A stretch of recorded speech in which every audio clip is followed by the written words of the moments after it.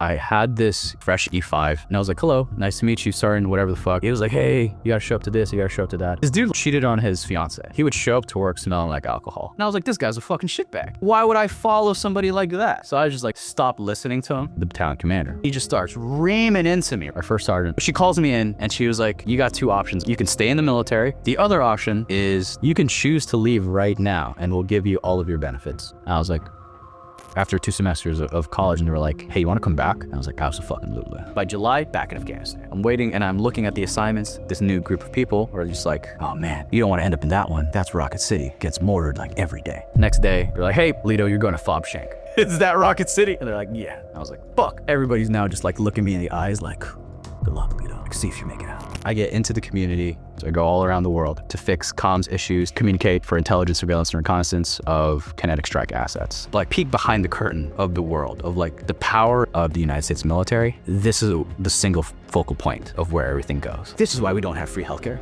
We killed a lot of bad guys. It was morally questionable. I saw every single kill. It really fucked up my head.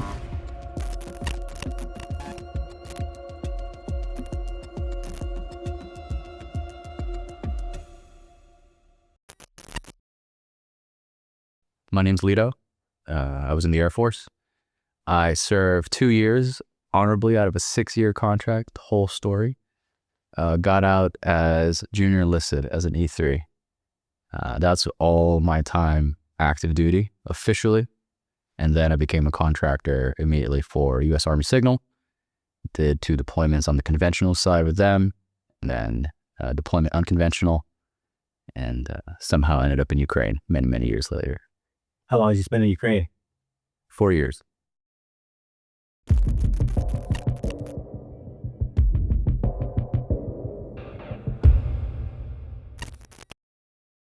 So I grew up a Navy brat. Actually was a first-generation immigrant with my mom and dad. And so my dad is Filipino. So I'm full-blooded. My dad joined the U.S. My dad, who's Filipino, joined the U.S. Navy out of Subic Bay in the Philippines. They were doing a recruiting drive. So he earned a slot and then brought me and my mom to the U.S. So he served 20 years, and then we just, moved across all the country because, Navy brat, Navy family. So he was a drill instructor, like a red rope drill instructor up in Great Lakes. And then we moved down to San Diego, where I kind of grew up, and then we moved up to Stockton. So I've been kind of like a California kid my whole life, but we've also just traveled all over the place. Right. You mentioned to me earlier you were born in a hurricane or something like that. Yeah, there's a typhoon in November of 1990, and my mom was like, yeah, there's no power, there's flooding everywhere. And then, I pop out. Now we have to fight through the rain, the wind to go to a place where there's power. So it was, yeah, my mom tells me a story all the time. And she's like, you know how hard I worked to bring into this world, into this country, blah, blah. Yes, Mom, I understand. Very Filipino, Filipino guilt, right? So leaving San Diego, was, I'm like, what was I? It was in the middle of the school year. I think I was 12. So I was just learning social cognition, trying to make a group of friends. And then it just felt like my parents were ripping me out of all of this social structure that I had in San Diego. And we're going to move to some place called Stockton. I'm like, where is that at? It's I don't know. It turned out to be probably the healthiest thing ever for me. So again, we had 3 different Filipino families kind of following each other all across the country, because our dads all served at the same time when we all eventually ended up in Stockton. So we had that good social cohesion, that social safety net to just the kids are growing up at the same time. And even though we're different ages and we go to different schools, at least we can go to each other's houses and then just make that, and we still had that bond, right? Because again, you're immigrants, so you don't really have a lot of ties to the community yet to be grounded. And so as we were growing up in an unknown place, at least it was something we can go home to and eat adobo and lumpia and like pancit, you know, like traditional like Filipino foods. So it was good. And then I grew up, kind of a pretty disruptive kid.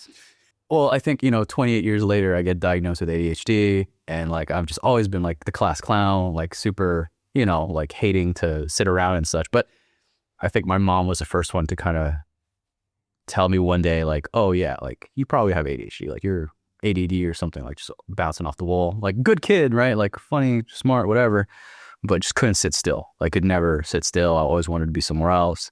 And it made sense where I just started like, wanting to explore the world on my own, like hyper independent, which just didn't go really well in, the structured K through 12 education plan. I got into all sorts of like trouble, but they were like very minor disciplinary trouble issues, not necessarily like drug dealing or anything like that. I never got into that. Yeah, I mean, I grew up as an only child, so like a lot of the challenges were really just like filling in that time for boredom. Maybe that's like teenager problems at the time, but always trying to like fill the time with something more exciting to do in life.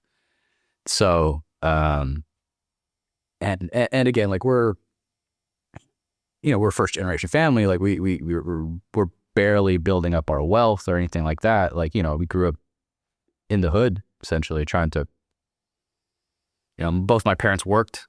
Both my parents worked since the whole time, like once I got there. So I was like often just like left alone to just do things on my own, to entertain myself with video games or with a laptop or reading or playing games or making friends with the neighbors. So it was just very much like, hey, go figure it out on your own. I remember when I was like the second grade. Yeah, I think I was second grade. My parents gave me like a cell phone, and they walked me like through the path from like the apartment to the school in San Diego. And they're like, okay, you got the path. And it's like a kilometer, but like, you got it? I'm like, good. I'm like 8 years old. And they're like, all right, we got to go to work. Like, don't get kidnapped. Like, just go ahead. Like, I don't know if anybody does it nowadays. So like back then, it's like, hey, we got to go work. So that was most of my childhood. It was just figuring out what to do on my own. Authentic Filipino food is definitely, a callback, right? Like my mom cooks the most. And then whenever my dad comes in, he usually cooks like the Filipino barbecue. But regardless if my mom cooks, like pancit or like lumpia, like the egg rolls, or chicken adobo, which is like this sauteed, I can't even describe how it is, but it's chicken adobo. It's like the staple Filipino food. That with some rice sauce, done. We would that would be like family dinner. So if there's anything that if anything, there's always like family dinner at the end of the day, like traditional. You sit down, even if they just finish disciplining me, it's always like, come eat. And I was like, okay. Like you're just getting like you're just told to stand at attention for like 3 hours. Again, my dad was a drill instructor, so I'm just like sitting there standing, listening to his lecture, and then feeding me like this delicious food. I'm like, what the heck? I really like the desserts. I have a sweet tooth. Like those are my favorite Filipino food. Like it's very simple. It's called it's suman. It's essentially like it's rice, sugar, and then like banana leaves, and then you steam that, and it's just delicious. Suman's probably like my favorite. Yeah. The reason why I joined the military is because I didn't want to be a burden to my parents. I know it sounds weird to say, but like I got out of high school in 2008, like right as like the global financial crisis hit, and that like destroyed the economy.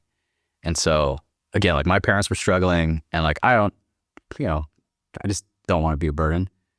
And you know, my parents like urged me to go to the military. They were like, "Yeah, your dad did 20 years. It would be good for you. Like, get some discipline in you." Blah, blah, blah. I was like, okay. So, yeah, I remember this. It was like January 1st or the 2nd, because I think the 1st everybody was closed. January 2nd, 2009. You know, my mom makes me put on like a suit and go to the recruiting office, and we meet Staff Sergeant Bautista of the Air Force. There was nobody else was open. We just like caught him like walking in. And it was like, hey, you know, my mom was like, my son would like to join the military. He's like, okay. It turns out it was this like first day to being a recruiter. Filipino guy, right? Bautista. And he was just like, he's like, okay, sure, come inside. And then like, you know, he had that like laptop on the side with that ASVAB computer, like the mock ASVAB computer. And I took it, and he was just like, holy shit. Like, he sees a score on the screen, and you're like, you're not walking out of this office. You're like, without like some sort of, like, he was like, oh, I just caught one. Just like some random big fish just came in through my office. Like, we were not like, it's like, you could get any job that you want in the Air Force. And I was like, okay, whatever. You know, just ticked off a bunch of random things, because you don't know any better, right? Like, you just tick off random things. Yeah, this thing sounds like it has something to do with computers. This one looks like it has something to do with cryptography. This one, I don't know, it doesn't matter. And then we leave. My dad gave me this piece of advice. My dad talked to me about joining the military. He goes, you're not joining the Marine Corps or the Army, so you only have the Navy or the Air Force to think about. And I was like, yes, sir. And he goes, do you want to be stuck on a boat for 3 months with a bunch of dudes? And I was like, no. And he was like, you're going to the Air Force. Like, that was it. That was the whole discussion. It's just like he knew I was not gonna like the Marine Corps or the Army. He was just like, just because my dad was Navy. I don't know. He just kind of had an idea that, oh yeah, the Air Force is going to treat you much better, and your intellectuality, you know, your brains are going to be better used for the Air Force than rucking around, you know. But turns out later on, I actually like that. Like, fast forward into Ukraine, but yeah, it turns out that turns out to be actually really fun. The one I ended up getting selected, like I was in like the late entry program, and the recruiter was like, it's going to take 6 months to get in. And then somewhere in the middle of summer that year, high school had just finished. Recruiter calls me and be like, hey, a dude just dropped out. Do you want his job? And he sends me the information, and it says 2E231. Like, it was a super long technical title, like electronic systems cryptographic like maintainer, something like that. It was basically a commo dude, like an advanced IT job.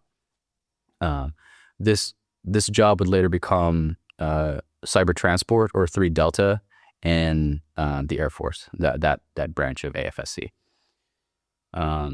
So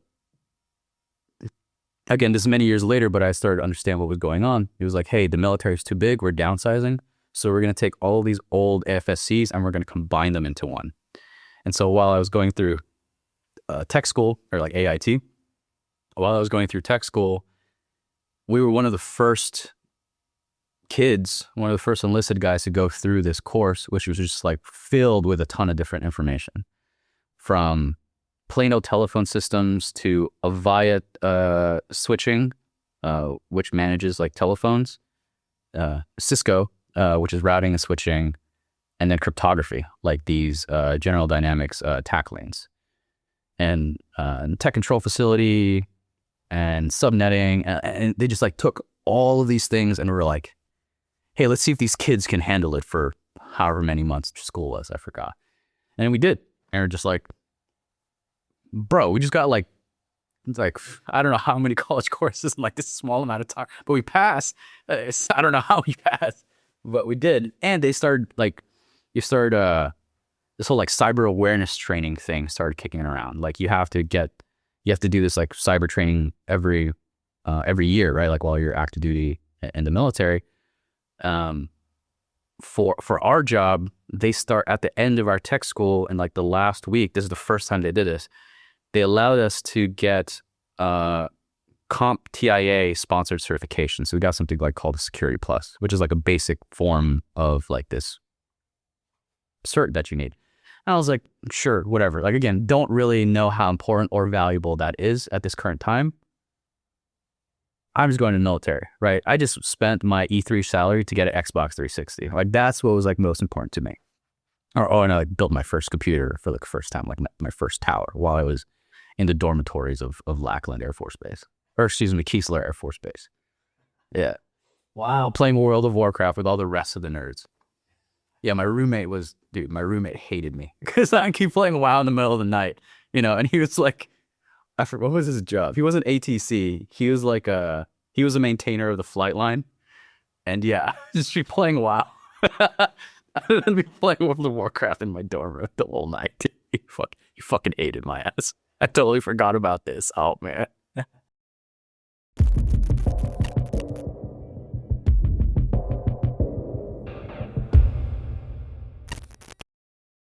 Yeah, Air Force basic training was a walk in the park. It was so easy. I know I probably shouldn't say that, but you have to understand, like, my dad was a drill instructor and like a red rope, like, my whole life. So I just got it at home, right? Like, I would get the same disciplinary actions of like flutter kicks and push-ups and like standing on a wall and like staying in a position of attention for hours, just like sitting there, like hating my life. So by the time I got to the Air Force, it was just so funny. It was so funny. It didn't even, some TI would like yell at you, and I'm just like, dude, please don't make me laugh right now.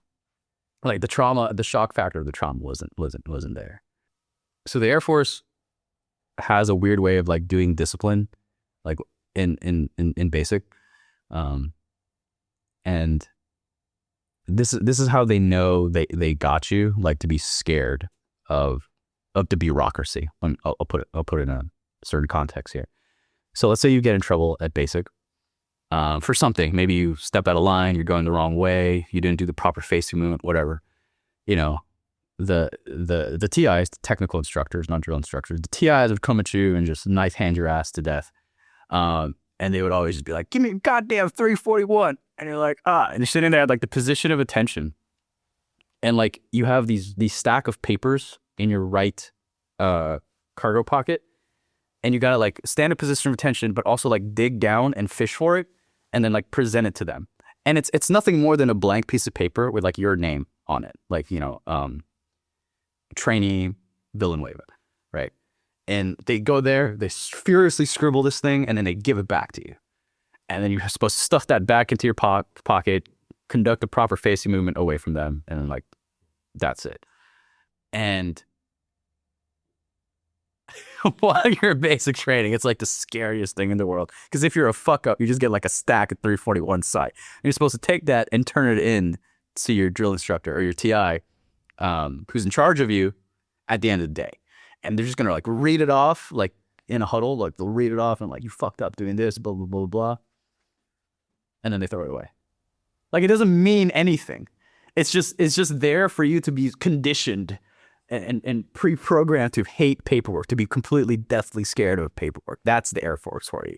And so you're like, we're going to write you up for a letter of counseling. And be like, oh God, my career's over. Like, I'm dead. Like, oh, I'm a disgrace to my family. Like that's how they discipline you. It's just like shame through paperwork. Like they don't make you, run, no wall counseling. It's just, give me 341. They're like, oh, fuck. Like, it's the dumbest thing ever. And it works. It works so good. I don't know how, through psychological trauma, like they figured this out. Yeah. So, I mean, same thing, like 0445, wake up, PT, right? Monday, Wednesday, Friday, for a run, Tuesday, Thursday for, either weight training or like some HIIT, right? Like some high intensity interval training. And I always sucked at running. Like running was my worst, but worked my way up. Turns out like pretty good at it. That's the morning. And then you have morning chow, like shit, shower, shave, morning chow, and then schooling. Like you sit there and you just learn schooling, and like, bruh, like everybody's falling asleep. Like it's some boring shit. I don't even remember a single thing I learned. Like not even one. And so you're just like trying to like, sit in a classroom, like Like, this is not, like, if you were bad at school, the Air Force is not the place to go. Because you're just sitting there learning, and you have to, like, take notes and shit. Because, like, there's a test at the end of basic training you have to pass. Like, a written test. I don't know if this is the same in other boot camps or anything, but, like, there's a written fucking test you have to pass. And it's, like, the one thing I remember is AF36-2903, like, dress and appearance standards, right? Like, that is the one that's, like, constantly drilled into. So dress and appearance. I'm like, fuck. So yeah, normally in the classroom, everybody's just like trying to fall asleep. And if you do fall asleep, right, like some fucking TIs is gonna be like, "Aah!" Like just screaming right at you because they're watching you while you watch the instructor or the presenter, the teacher, the cadre. And so you're just like, and they tell you you can stand up. They tell you can stand up, drink water, and go to the back of the class. But at this point, like week 1 or week 2, you're just like deathly scared to do anything. So just people are just there like trying to like to keep their eyes open, whatever. And then eventually like people do stand up and go to the back classroom, totally fine. But again, you're just so conditioned in that stage, like you don't know what right and what wrong is. So good God, this is like years, this is decades ago now. Like, man, like it's crazy how you still remember it. But yeah, it was just a lot of like school instruction and, facing movements and drill. So like just open ranks, close ranks, dress right dress.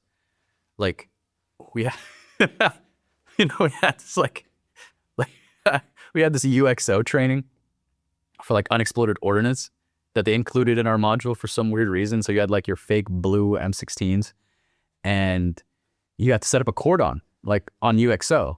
And you're like, when am I ever going to encounter UXO in my life? And well, right, hilarious moving forward in my life. But they were like, hey, sometimes you have to make a cordon for UXO. You're going to set a perimeter. And if anybody approaches you, you're going to say, halt. UXO in the area, find another route. That was it. Like that, I still remember that in my class. I don't know why we had to do that, but it was a halt. UXO in the area, find another route. And you're like, I'm not an EOD. I don't know why this is in our basic training, right? Like years ago. And the one thing that has helped me in combat is I'm up, they see me, I'm down. I use that. I still use that in terms of like maneuver, like especially like breaking contact, react to contact in the future. Yeah, that still helps.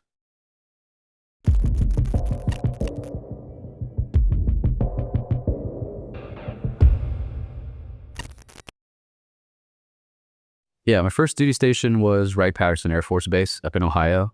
And people, before I even left, people were like, oh, this is where careers go to die. And I was like, what? Like, yeah, you're never going to escape Wright-Pat. And I took that to heart. I was like, I got to get the fuck out of here. Like, Ohio is a nice place. If you're older, like more mature and seasoned, and you have a family and you just like want that, stability of like forward projection of logistics and training pipelines and managing, like great place to be. If you want to retire there. I'm 20 years old. Like I want to go see the world. I want to do something else more exciting. And I think I just got a lot in trouble. I got into a lot of trouble for that. Like just not wanting to sit in a boring shop every day, running cables and doing work orders and all these small. It was like, oh, another commander just moved to a different office. You got to put his phone over there with all of his little push to call buttons. I was like, this fucking sucks. Like, I don't know. Is this going to be like my next 6 years? Like, it's not it, fam. I had so much trouble, mostly because like I'm not a morning person. So I hated, I hate waking up early. Everybody knows this about me. Like, but put me on night shift, and like, Put me in any like special operations formation where everything starts at 20 and then we kill guys at night. Love it, right? Sleep during the day, wake up at night. That's just who I am naturally. But you tell me to like show up at fucking 06, oh God, kill me. Like swear to God, I'll shoot myself in the face. Like that sucked. And that's exactly what our job profile was like. But I didn't have the vocabulary at the time as a junior enlistedman to realize I could verbalize that. Like, hey, I am a night shift person. Could you please put me on night shift? You could probably done that. Like, I'll take the duty phone so you guys can go fuck off every weekend. But just like, I just want to be on nights. And maybe like looking back, you know, however long ago that was, 2010, 16 years ago, if I had known better, I would have said that. But I didn't have that, that wherewithal. I didn't know that that was an option available to me if I had like verbalized it. Now I do, but as a junior enlisted dude, you're like, I don't know, shit, I'm 18, 19, 20 years old. I didn't know those, I could talk to people like that, to talk to adults that way. And so, yeah, just a bunch of shuffling. And then,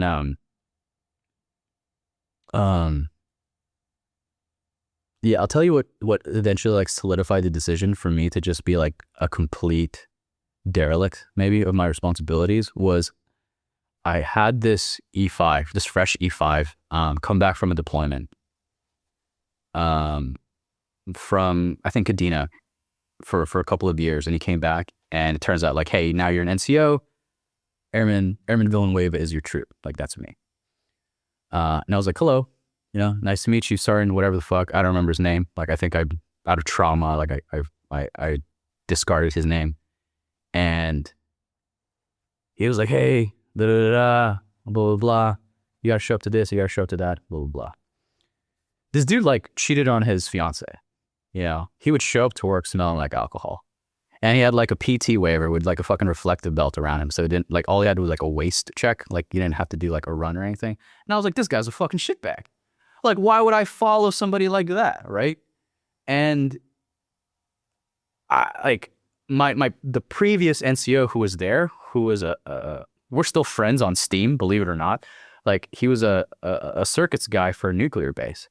Super nerdy, super chill, very professional. I loved working with that sergeant. His name was Sergeant Brown.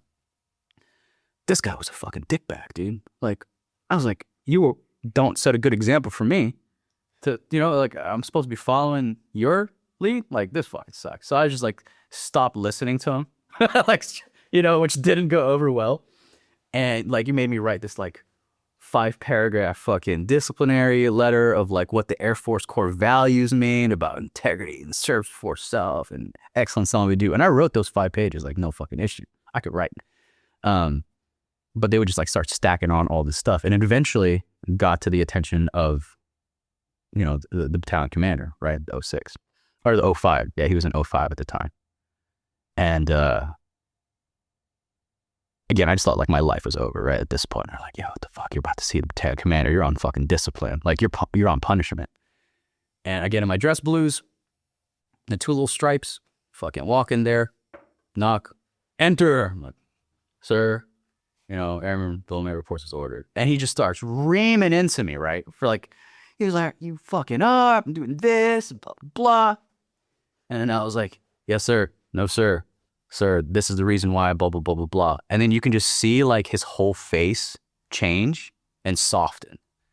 Because he realized I wasn't a bad kid. Like, I wasn't like a dick bad, like being AWOL for my duties. It was just like, I've been given the wrong examples, and the person who was placed in front of me was not somebody I should be following. Like, just based on the character traits that I said before. And I'm totally throwing this guy under the bus, but again, I don't remember his name, so it doesn't matter. But he was just like, oh, like, I had a completely different impression of who this kid is. I'm like, like, what are we going to do? And he was just like, okay, well, I'm not recommending you for anything really bad. We're just going to monitor you. I'm like, yes, sir. And walked out of there. And then I walked out, and then, I called my parents and I called some friends, and I was just like, hey, like, nothing happened. Like, nothing happened.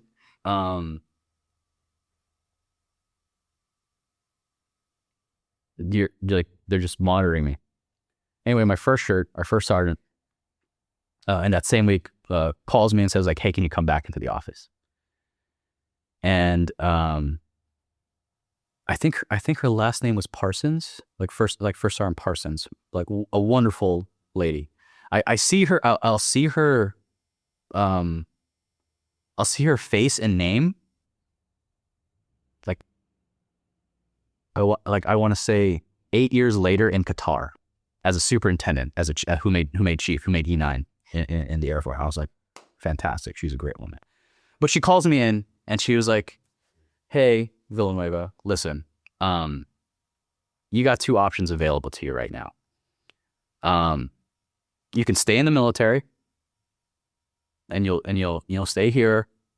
You won't be punished or anything. You'll be continued to be monitored. Oh, control roster. You'll be on a control roster. We'll continue to monitor you, and we'll see where things end up. You know, the control roster goes away in 90 days. And I was like, okay. The other option is the military's downsizing. You can choose to leave right now, and we'll give you all of your benefits, and you have 3 days to think about it. And I was like, okay, I'll think about it. So I called my parents, I called my friends, and then I was like crying to them. I was like, they're trying to kick me out of the Air Force. And like my friend was like, are you fucking stupid? Like, this is the best option. Like, you get your benefits and you get out of the military. And they were like, yeah, but you know, I thought, it was like, Lito, shut the fuck up. How much leave do you have? And I was like, I got 2 months. It was like, you got 2 months of terminal leave? You didn't do any? Like, I was like, no, I didn't go anywhere. I just stayed in my room. And I'm like, dude, like, get out. And my parents were like, stay in the military, you know, like just rough it out. And, yeah, my mom and my dad were definitely like, stay in the military. My friends though, like who are in the base and all around me, they're like, dude, take the option, get the fuck out. And I just kept thinking about it. And then the next day I went back to the office. I was like, hey, I'm getting out of the military. And you're like, great. Pack your stuff up. Like we'll start the process to get you out, go to pass an ID, blah, blah, blah. And then, you know, square away your room, you'll be good to go. And so, oh man, this is bringing back some memories. I can tell you that. I actually wrote a letter to the battalion commander again, just being like, hey, this is my current leave date. Would it be all right if this is my current separation date. Can you change my separation date to just an extra week? Because it allows me to increase the percentage from the VA for my GI Bill. And just like, easy, send it back. And that's how I got out of the military. So what'd you do when you got out? I traveled the world. I traveled the US and Canada. I took my shit in my little Hyundai Elantra 2005 painted gold. And yeah, I was on terminal leave and I just went all around throughout the United States. Just because I just wanted to go on a road trip, just to see more of the country I have never seen before. So I went from, where am I? From Ohio, facing the camera, from Ohio, anyways, got through Michigan. No, sorry, Ohio, Illinois, Michigan. Yeah, up to Detroit, crossed into Windsor, toured all of that, went to Niagara Falls, Toronto, back down to Niagara Falls, New York, all the way down through Florida, Pensacola region, stopped by my old base in Keesler, all the way across Texas, and then up to NorCal, where my parents were. So I just took a trip like that summer when I got out in 2011.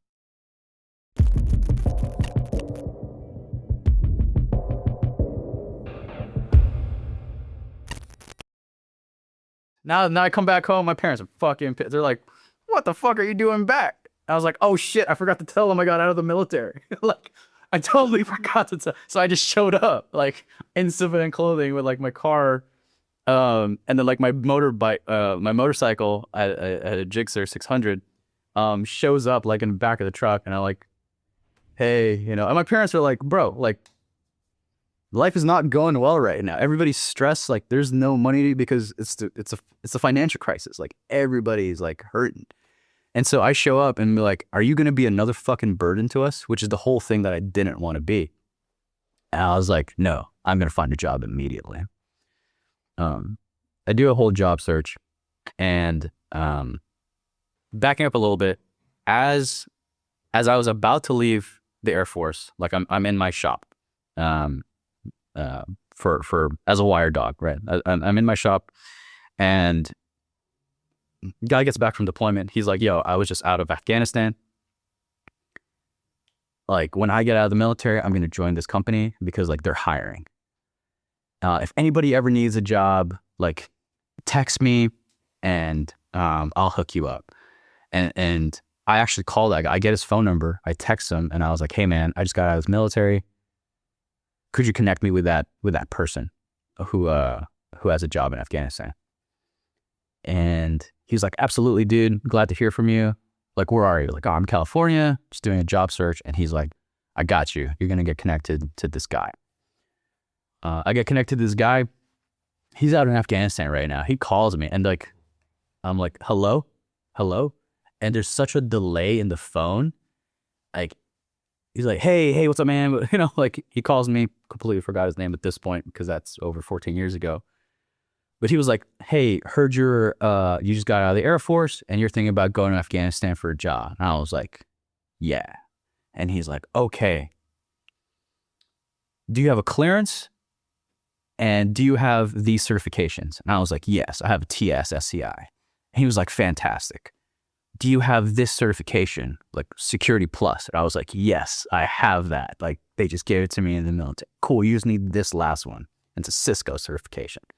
And I was like, roger that, I'll go get it. And it's like, okay, it's not easy. And I was like, fuck it, I want a job. So I studied for that, spend 2.5 months just studying for the test. I passed my certification test. I sent it back to him. And he's like, fantastic, I'm going to connect you to the recruiter. I remember her name, Susie Porter, because I talked to her the most. And she was like, cool, go here for your dental, go here for your height and weight, like around California. And then here's your job offer. It was like that was it. And at this point, let me just paint the picture here. Like, I've spent about 3 months in this process. I'm now 21 years old, just barely turned. I spent 3 months in this process for studying, 1 month doing all the admin stuff. And then I turned 21 and they sent me a job offer. And it said, after calculating all the numbers, was $164,500. I didn't negotiate shit. Like, I just, here you go, stamp, sign, you know, like, here you go. Like, I was like, this has got to be bullshit, right? Like, this has got to be, like, somebody's playing an elaborate joke on me. The guys at the shop have played this huge elaborate scam. Like, you know, like, there's no way that they just paid this kid this much money to do essentially the same job I was doing in the Air Force. Nope, it was all true. It was all 100% true. I got a letter of authorization, an LOA, which allows me to go to Afghanistan and work, and it has like all the contract details there. Like, you were going to be associated to 355th DSST Signal Company, this battalion in Kandahar. And I was like, where the fuck is Kandahar? Like, I have no fucking clue. So, end of the year, right? Like, we finished this process. It's now the last week of 2011. Yeah, 2011. And they're like, hey, you need to show up to Indiana.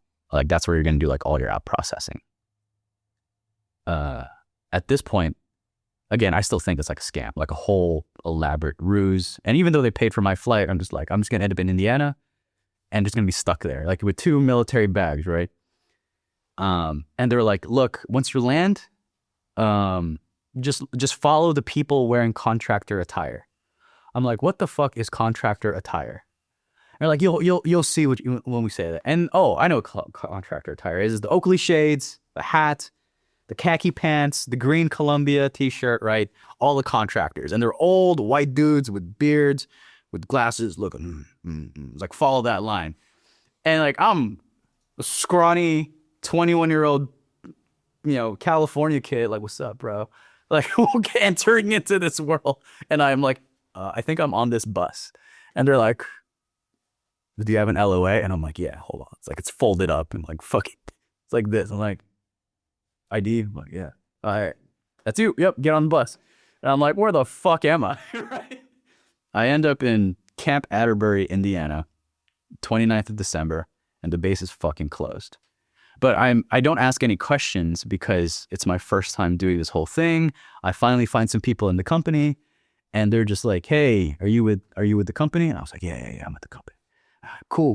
The other 3 of us here are with the company. And they're like, cool, what are we doing? And they're like, Well, for some reason, they thought it would be a good idea for us to show up here when the base is closed because it's the holidays. So we need to break into one of these barracks and sleep in there. That was our first mission. So we found a barracks. We got in. Some army guys and like some short shorts came up later. They're like, hey, you guys good? Like, you guys are for the thing? It's like, yeah, we're here for the thing, for the pre-deployment. And they're like, okay, yeah, it's not gonna be open until the 5th. And we're like, fuck, of next year? So like, yeah. So like, all right. So we just like, I don't even remember what we do, but we just do nothing for like the next 6 days. And I'm now realizing like, okay, this has to be legit because at least I'm bunked with other older gentlemen, you know, who've done this multiple times before already. So for them, it's like, yeah, we're going to go to Kuwait. Like once you do this pre-deployment, you're going to go to Kuwait. From Kuwait, you're going to go to your country of origin, wherever your contract tells you to go, whether it's Iraq, like Erbil, whether it's Qatar, whether it's Afghanistan, whatever. And so this whole world of contracting just like now opens up, which I had no idea as like a green suit, right? Like as a, 20-year-old kid in the Air Force, like what the fuck? Anyways, I get attached at the hip to this kid named Edward, who's like this tall Asian dude, like the tallest Asian I've ever seen. He's like 6'4" and has like the deepest voice. And he was younger than me. He was 20. And I was like, how the hell did you find out? It's like, oh, my brother hooked me up with a job and a long story. And I was like, okay, well, I'm going to anchor onto you because I have no idea what the fuck is going on. Anyways, 2012 rolls around. We're at pre-deployment in Camp Atterbury, and we're sitting there in a classroom once again, and some old guys briefing like about IEDs. Like, hey, here's IEDs. This is what it could look like. Do not touch IEDs. If you see an IED on the road, immediately flag it. And like, all I'm thinking is like, how many IEDs am I going to encounter in Afghanistan? Like, what the fuck is going on, right? And it's like, hey, this is what a sucking chest wound looks like, right? Like the same thing in basic. Like, here's what a sucking chest wound looks like. You chest seal it. Use your quick clot, right? We don't do that anymore. Like, use your quick clot fucking TXA fucking burning thing. And like tourniquet if you have a tourniquet. Like now I have like 5 tourniquets on my kit. But at the time it was just like, yeah, tourniquet it if it's, really severe. Now we just tourniquet a finger one. So we learned all of that stuff, and multiple different people from different contracting companies show up, and we're all going through this pre-deployment together. So like Lockheed Martin guys are here, Leidos people are there, SAIC,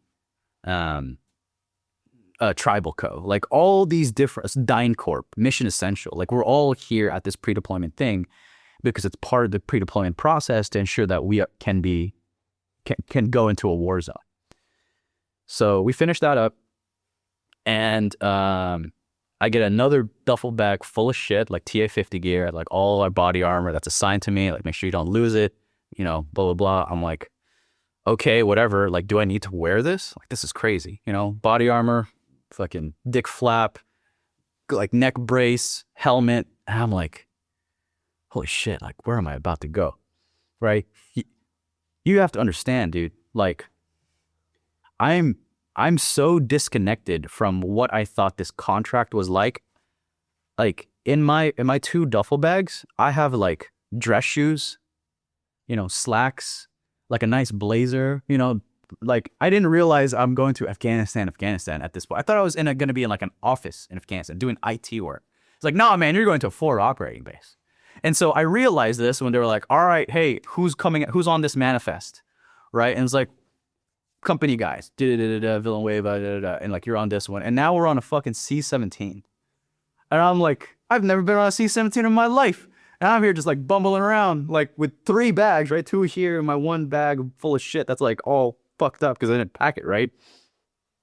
Like hopping on this C-17 and like lined up, on the side like a C-17 is, as a civilian, right? Like a civilian contractor, and a bunch of green suiters come up and join us on the other side. And then 2 MRAPs get rolled in, like on the C-17. Like, so now we're sitting here and the MRAP is like right in front of me with like my bag like this. And I'm just like, what the fuck? like, and I'm touching it, right? I'm like, this is fucking solid. Like, you know? And like, what the fuck is going on? So, yeah, like, dude, it was an interesting experience to start. And I haven't even made it to the Middle East yet. So like all of this is so new to me. I'm like, okay, maybe this isn't bullshit, right? As soon as I saw the MRAP roll, I'm like, okay, like what the fuck am I about to expect? We land in Kuwait, LSA Air Base, tent city. And there's like Camp Arif John and all these different other camps we had to visit. But like LSA was the main like point of entry into the company.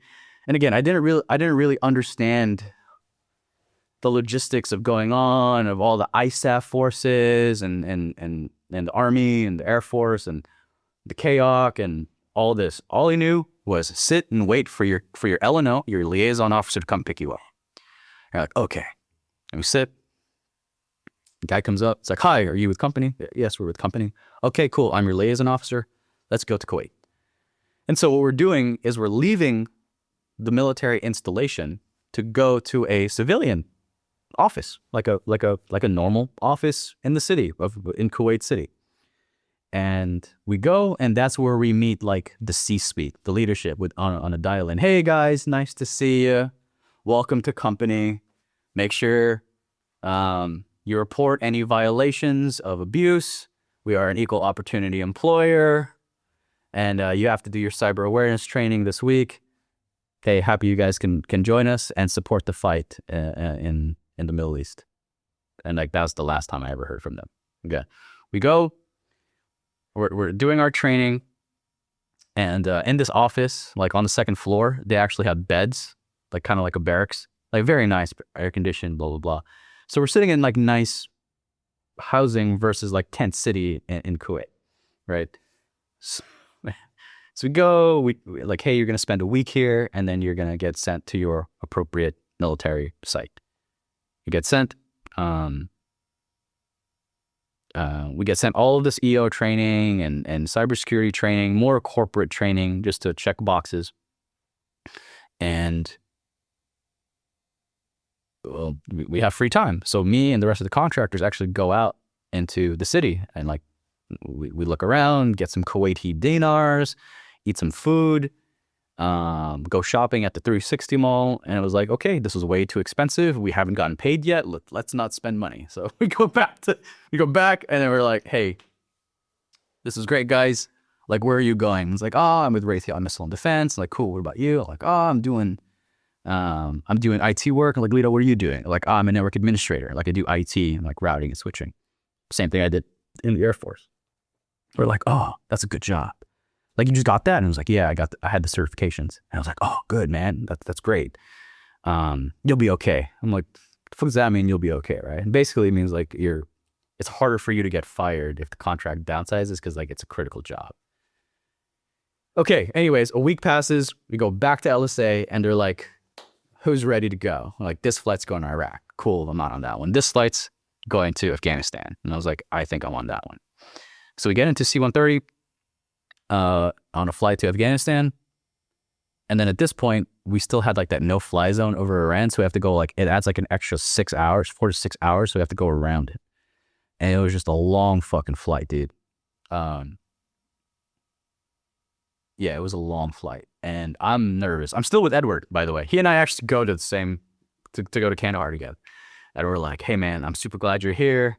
Like, you know, I'm not sure what to expect. And he'd be like, oh, it's fine. And I was like, all right, it's fine. You know, we land in the middle of the night and we show up to the terminal. You know, everybody gets a briefing of like, hey, here's where you go to this boardwalk. Don't go past the gate. Stay in this area. It's controlled. Everyone else, we can't control. I'm like, okay, got it. All of their company representatives, their LNOs, like of other different companies, pick them up, and then it's just me and Ed by the end of this, like sitting there, and we're like, bro, I don't think nobody's coming. And so we're in this terminal, like it's like 22:30 at night, with no contact of who we're supposed to talk to, because like the company was like, oh yeah, well, we're gonna make sure somebody's out there to ensure you'll get picked up. It didn't happen this time. And so we're just sitting there like, dude, what the fuck do we do? I was like, I don't know, let's go outside and like look around for something or walk. And like we go outside the terminal. It's fucking raining. I still remember it to this day. It's raining in Afghanistan. I was like, what the fuck does it rain? It's like, oh yeah, it's the rainy seasons. It's January. I was like, I don't know where anything is. Like, it's Heskel walls everywhere. There's these fucking T-walls. And you're just like, I don't know. You got that like fucking recall roster, like that call roster. And like they gave us like this big packet of like phone numbers to call just in case. I called every single one of them. Be like, hey, trying to figure out how to dial out when this fucking DSN line, like, no, nothing. Like, I just kept calling. And then we finally got a hold of somebody who's at Kandahar. And they were like, oh, we didn't realize you guys were coming in tonight. Yeah, we'll have somebody come over immediately. And then, you know, some very adorable black lady comes along, picks us up in a car. We go to the office of like the signal company, like, hey, yeah, we have one slot here for whomever wants to stay, and then one slot at the outside. And I'm like, okay, we'll decide who to stay at. Who goes where tomorrow morning. Sorry again, guys, for not picking you up. I was like, it's fine, we're here now. And then she goes, I'm also sorry to say this, but we don't have any accommodations currently available. So you'll have to sleep in one of the Alaskan tents. Like where a bunch of the soldiers will sleep in. And it's temporary housing, I promise. And I was like, okay. And they're like, where is it? And it's like, oh, it's down the road this way. And I was like, okay, let's go. We go down that road. And as we get closer, I can still remember to this day, the smell like took over our senses. It turns out where that Alaskan tent is, where we're going to be sleeping for the next 2 days, was right next to the Kandahar poo pond for that open sewage. For the guys who don't know, like Kandahar poo pond is literally like they just decided open sewage was the best place to filter their waste, and it just is exposed, and then it gets mixed in with the sand, and then the sand goes up, and you're breathing in the Kandahar crust, and you'll have that almost the rest of your life. Anyways, this is like my first days in country, and I was like, this is fucking terrible. I get sick immediately. By the way, I accidentally drank the wrong water. They were like, hey, don't drink that water. Drink this one instead. Like, drink the Coca-Cola brand water. Like, don't drink the Debo water. I still remember to this day. And I just had the shits like for a whole fucking week. It was terrible. 2 days go by. They were like, Lito, you're getting sent to a forward operating base. It's called Forward Operating Base Masumgar. It's like, okay, sounds cool. Where is it? And it's like, oh, you just got to take a rotary to RC South. It'll be 45 minutes away on a helo ride. Super easy. And I was like, okay. I don't know what any of that means at this time. I'm like, it's very new lingo to me, but like, well, I'll drop you off. No problem. You got all your bags? Like, yeah. It's all in the shit house. It's like, cool. Let's pick up your bags. We go. You know, thank God that I'm out of the poo pond, and then we go to rotary, whatever the fuck that means. So it's early morning. It's like 8 o'clock now, and we end up on the flight line, and on the flight line is a bunch of Blackhawks. I was like, holy shit, those are Blackhawks, like the movies, bro. I've never seen Blackhawks in real life, right? And I was like, oh, that's what you mean by rotary, like a rotary. It goes around. That makes sense. Fixed wing plane. Oh, got it. I'm taking a rotary. Oh, I'm taking a helicopter to my first like duty location. Like, this is gonna be fucking awesome. And they're like, hey, the lady was like, hey, you know, good luck. I'll see you. I was like call us if anything is an issue. And I was like, I'm about to be on a Black Hawk. Like, everything's gonna be chill. I dropped my bags. Some like Australian guy or some British guy was like, hey, good day, mate. Like, how are you? And I was like, hey, I'm just fine. He was like, cool. Do you want to come up for the briefing? And I was like, absolutely. You know, walking in them, cool, calm, collected, confident, making sure nobody knows I don't know anything. I sit in this briefing, and there's like a map of like this area of Afghanistan, like right outside of Kandahar. And they're like, hey, good morning, mates. Like, no significant updates from yesterday. Just as a reminder, this area has like anti-air, no fly this area. And I was sitting there just like, what the fuck am I doing? Like, what do you mean? It's like you just fly around like a thing. And it's like, what if there's another thing here? Like, anyways, yeah, fucking chill, right? Like, no issues. Like, I might get shot down in a Chinook or a Black Hawk. I get onto the manifest, and I pack all my stuff up. And as we're about to walk towards the flight line, like where all the Black Hawks and the Chinooks are, they were like, "Hey man, do you need ear pro? Like, do you need ear pro?" They like gives me like a small package of foamies. And I was like, no, I'm good. You know, like,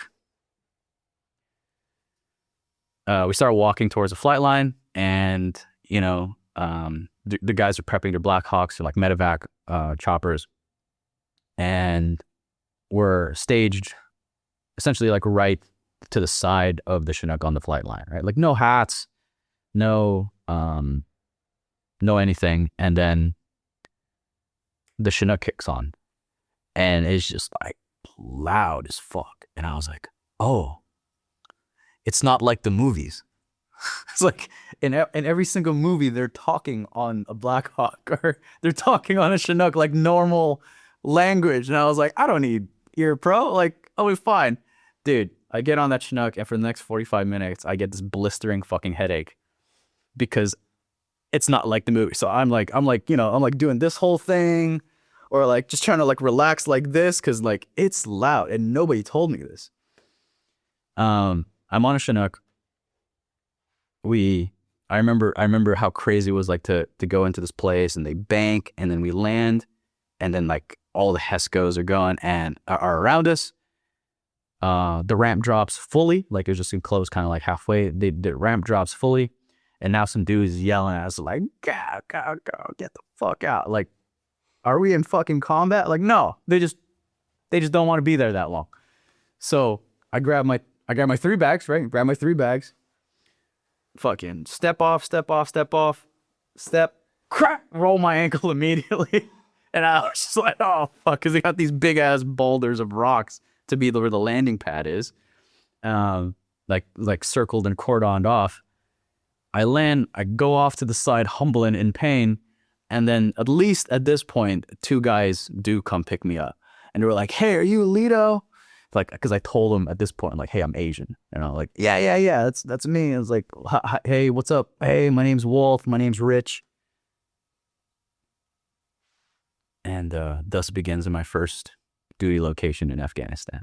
Dude, it was the weirdest thing, because I get there, and they're like, hey, man, how was your flight? And I was like, not bad, right? It was fucking horrible, but I didn't want to tell them like it was the worst experience. I just wanted to show I was cool, calm, collected, confident. Like, you know, done this before. I haven't fucking done this at all.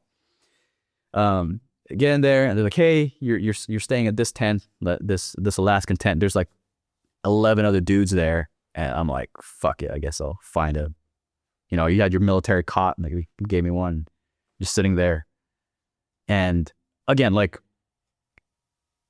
the 2 bags that I have worth of shit was just complete shit. Like, it was like dress clothes. I am now in the desert. Like, this base, FOB Shank was cut off the side of the mountain and like flattened, levered, but it's like still standy. There's still rocks. And it's only like 1 square kilometer big. Like, it's not very long. And that'd be home for the next year. And so you got rows of, you know, Alaskan tents where people live, and the chow hall down here. There's a big aerostat PTIDS balloon over there that provided surveillance for the Base Defense Operations Center. You had the tactical and like operational area where they're, you know, discussing plans and secret level stuff and blah, blah, blah. And then you had like EOD all the way back tucked into the corner. And then beyond that is like the village. Whatever village it is, I don't fucking know, even to this day. I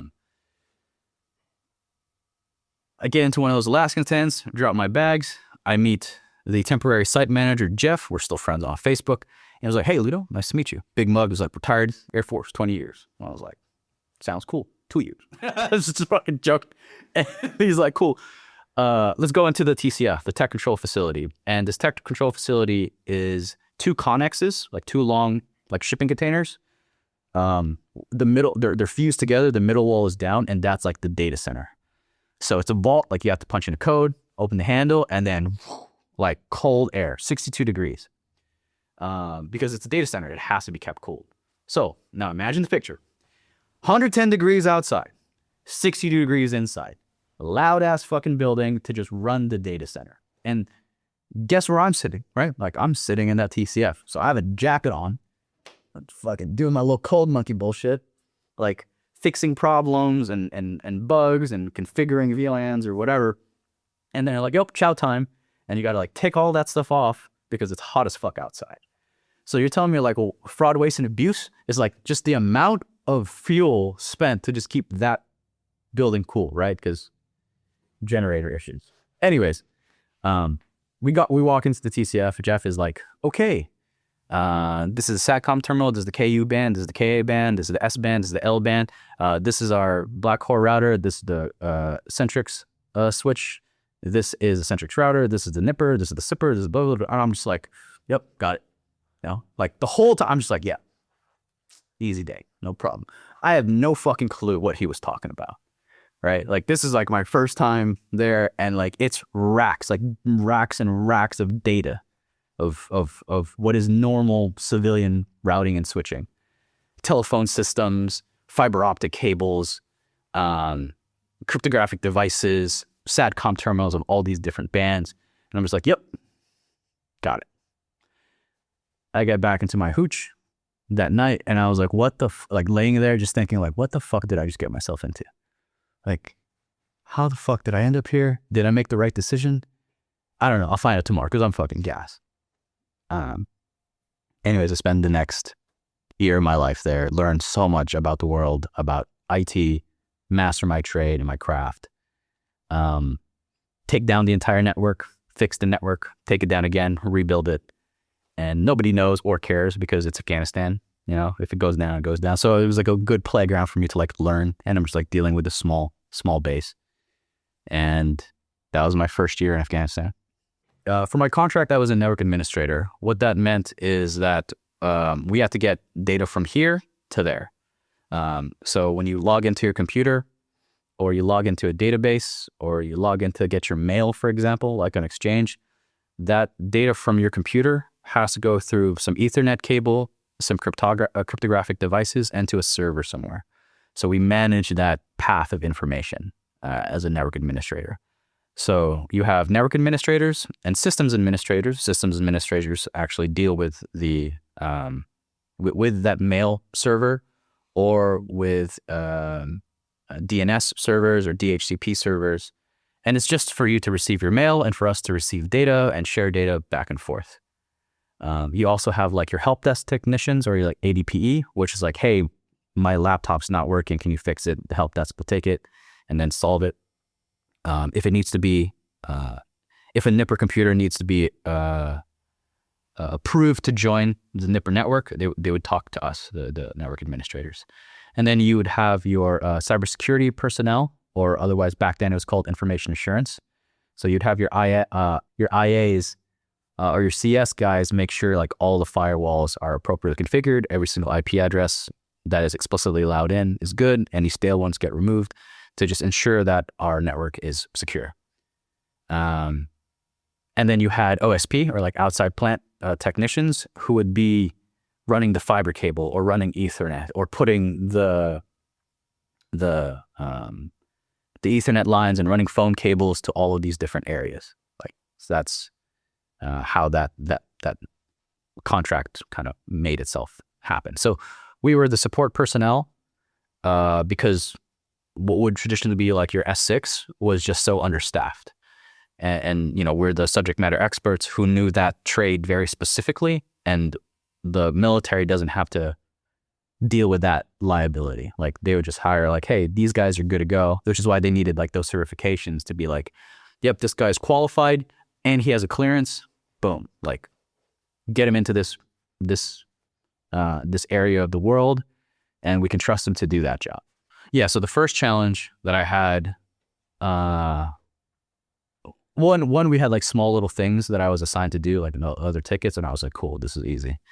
But as I said, on this particular base, like EOD had just rolled in. So they had like a new shop that was being set up, and they were like, hey, like, make sure they get on the network, like everything's appropriate. And I was like, okay, cool. You know, like Hurt Locker just came out, and like being EOD was like a cool fucking thing to do, right?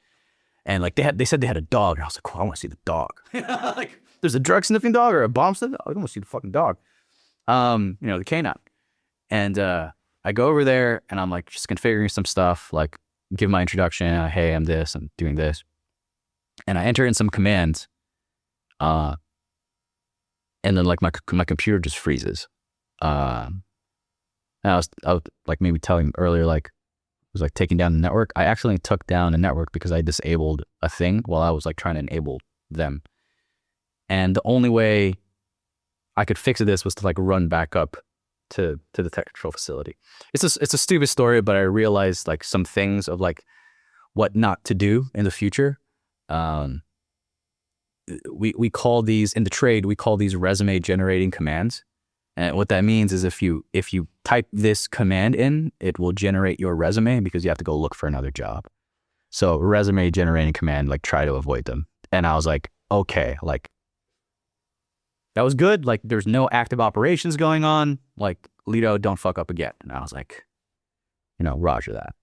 So, again, just like slowly like mastering my craft like the whole time. There's nothing else to do. Like you just work, go to the gym, order Amazon, you know, like Amazon, you know, and that was kind of most of that deployment. Yeah. I completed my first mission as a contractor. Nobody died. And, yeah, slowly worked my way up and then went back home.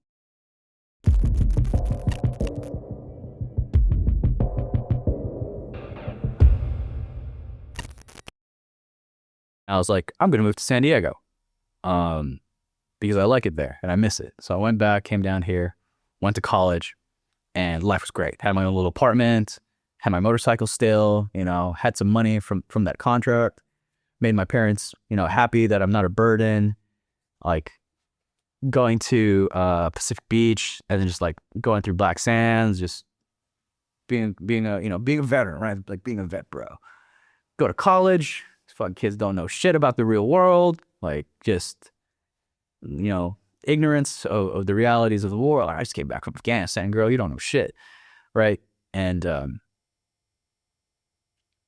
got pretty sick of it after 3 months. I'm not gonna lie. I was like, I just came from like intense, like neuron activating jobs, like fluent here. There was some fucking snipers shooting at our Chinook on the way out for like vacation.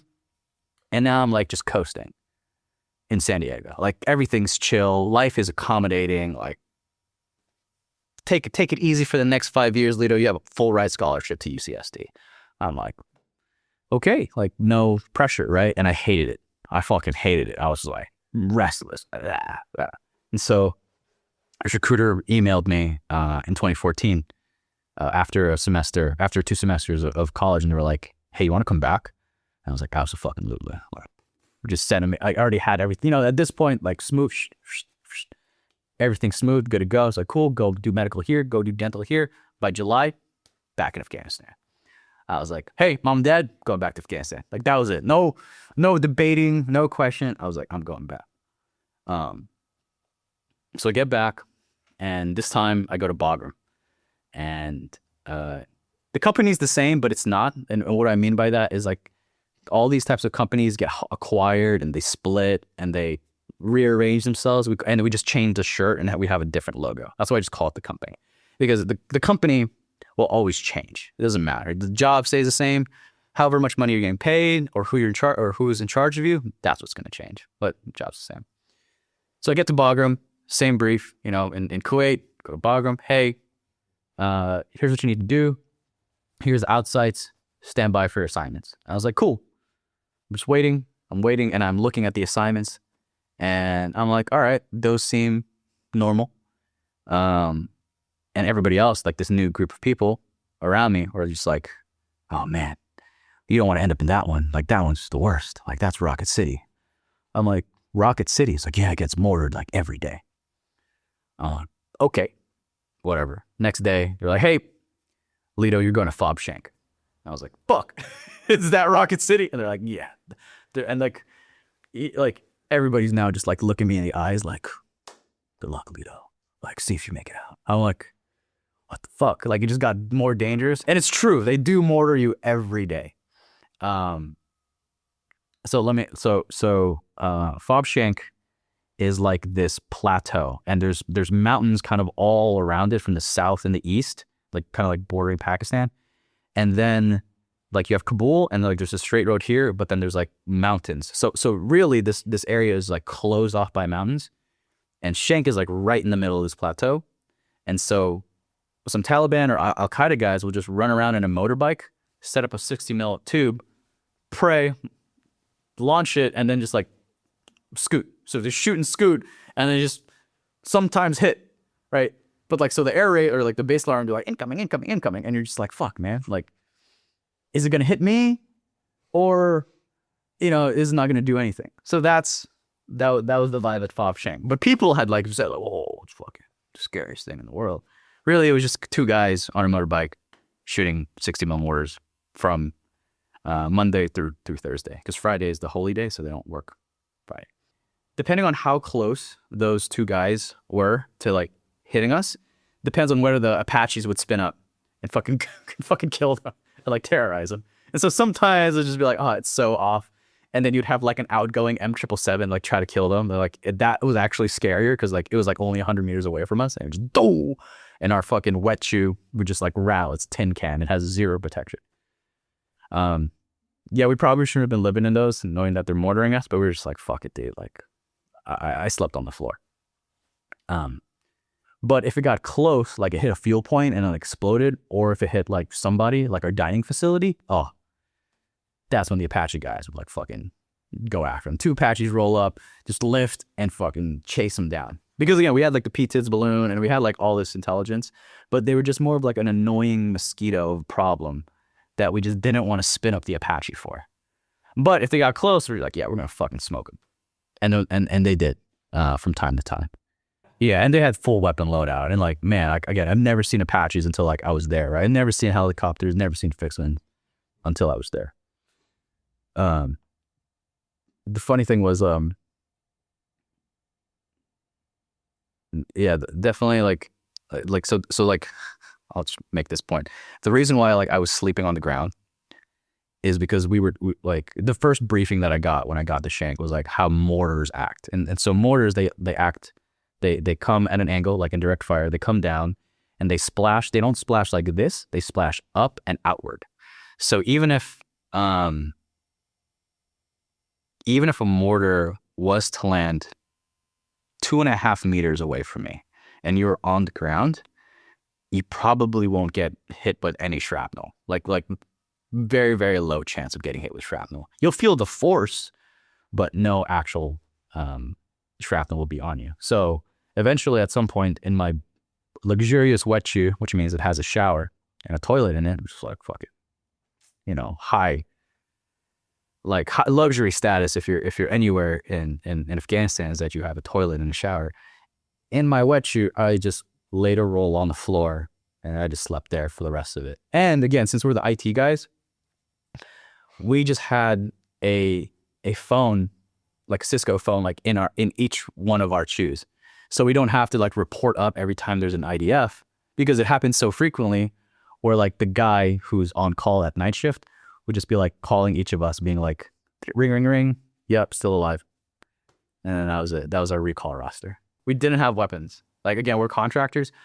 Not like this is the point that I was trying to make, is that the life of contractors is so varied, but like is underrepresented, because in the movies or in the media, you'll hear like Blackwater, the Academy, Constellus, Triple Canopy, GRS. Like you think of those as like contracting teams, like going out there, former ground branch guys, former, Delta Force dudes, like rolling around, snatching up bad guys. And like, okay, they exist. Don't get me wrong.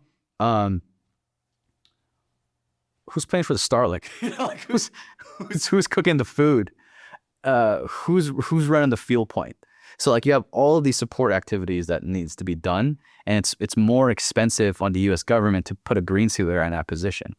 So at the height of like Afghanistan, like in the 2010s of the resurge, there was 5 contractors for every 1 green suiter.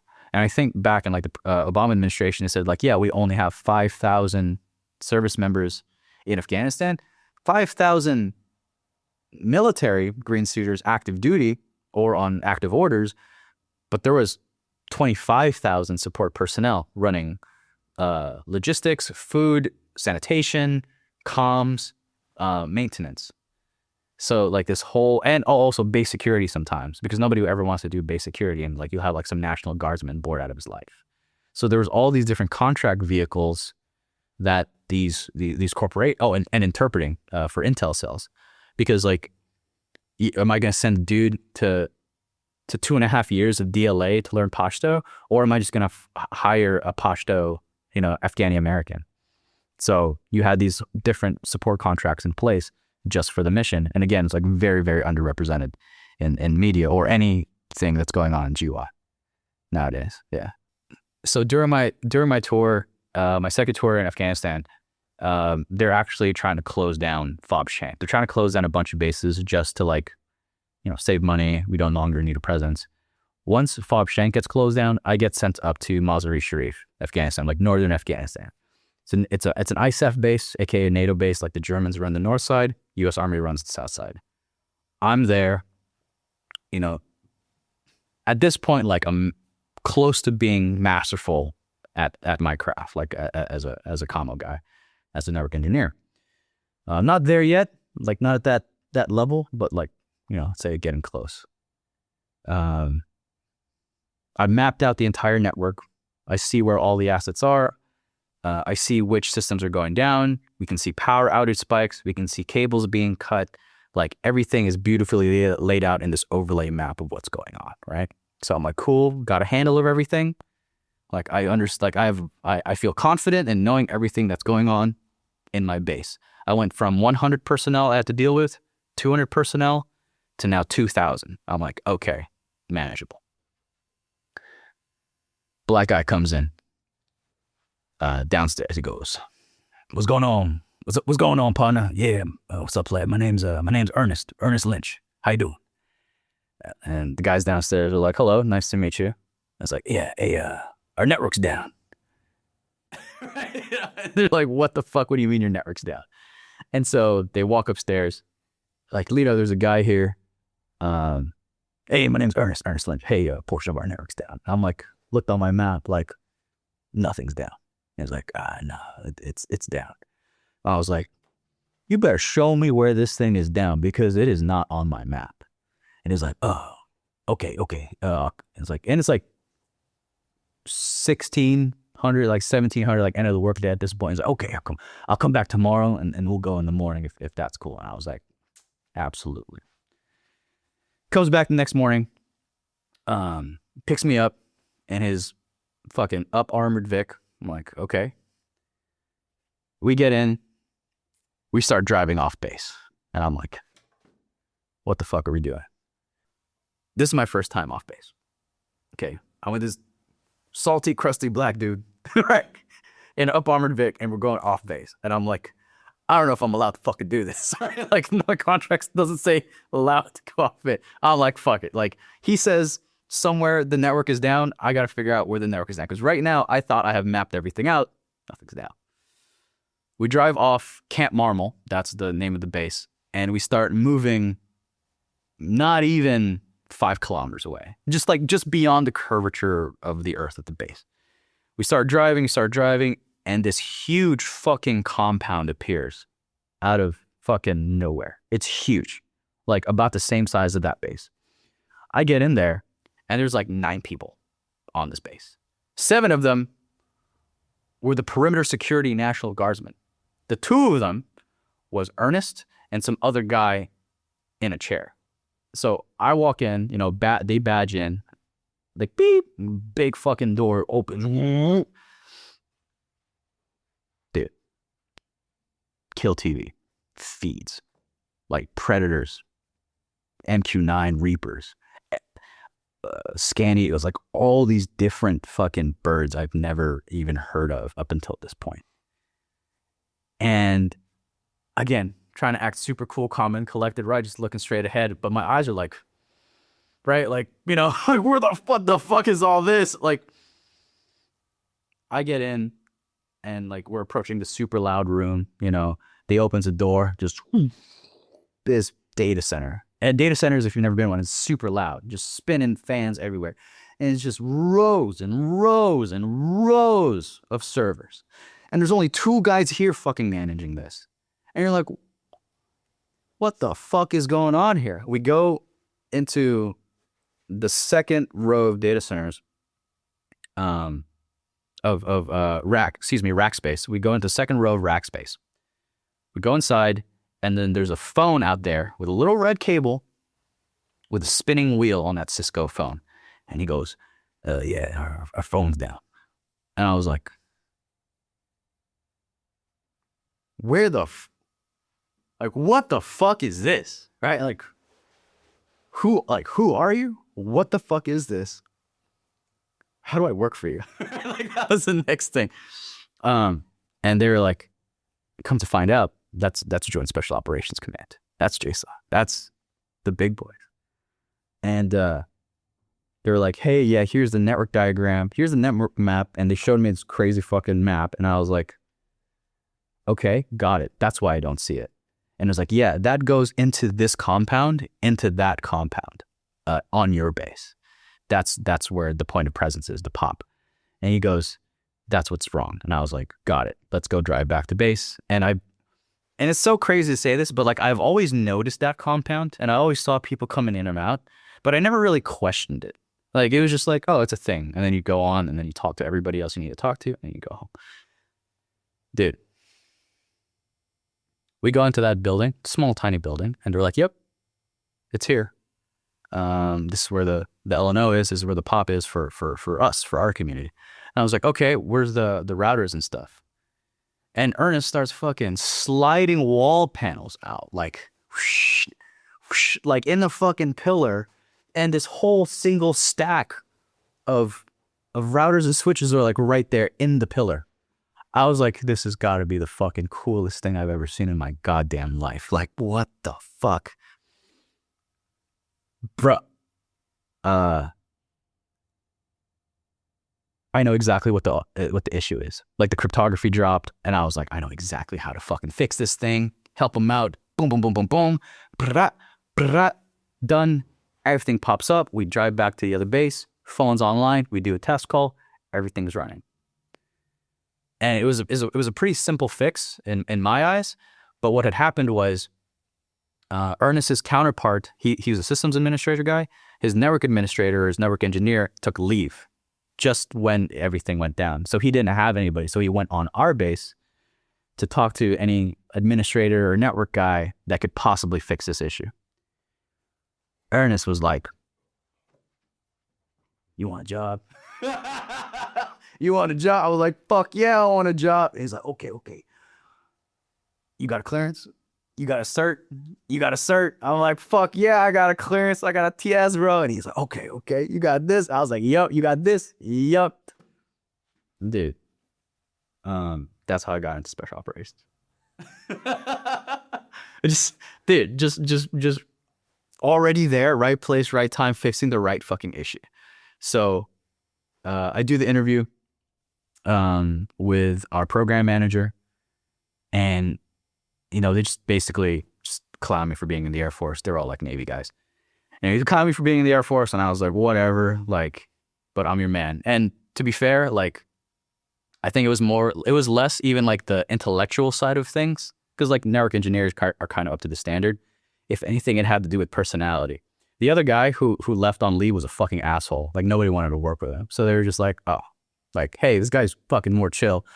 And like, you know, he cracks jokes. And he's fucking, he's from California though. Like, you know, watch out. So that's all they fucking did. Anyways, they were like, and I was like, okay, I'm already here. Like, do you need me to, do I need to outprocess anything? Like, I'm already in Afghanistan. And they're like, yeah, unfortunately you got to, but we're going to put you on a flight. We're going to put you on this. We're going to put you on that. And I was like, say less. Like, we'll fucking go.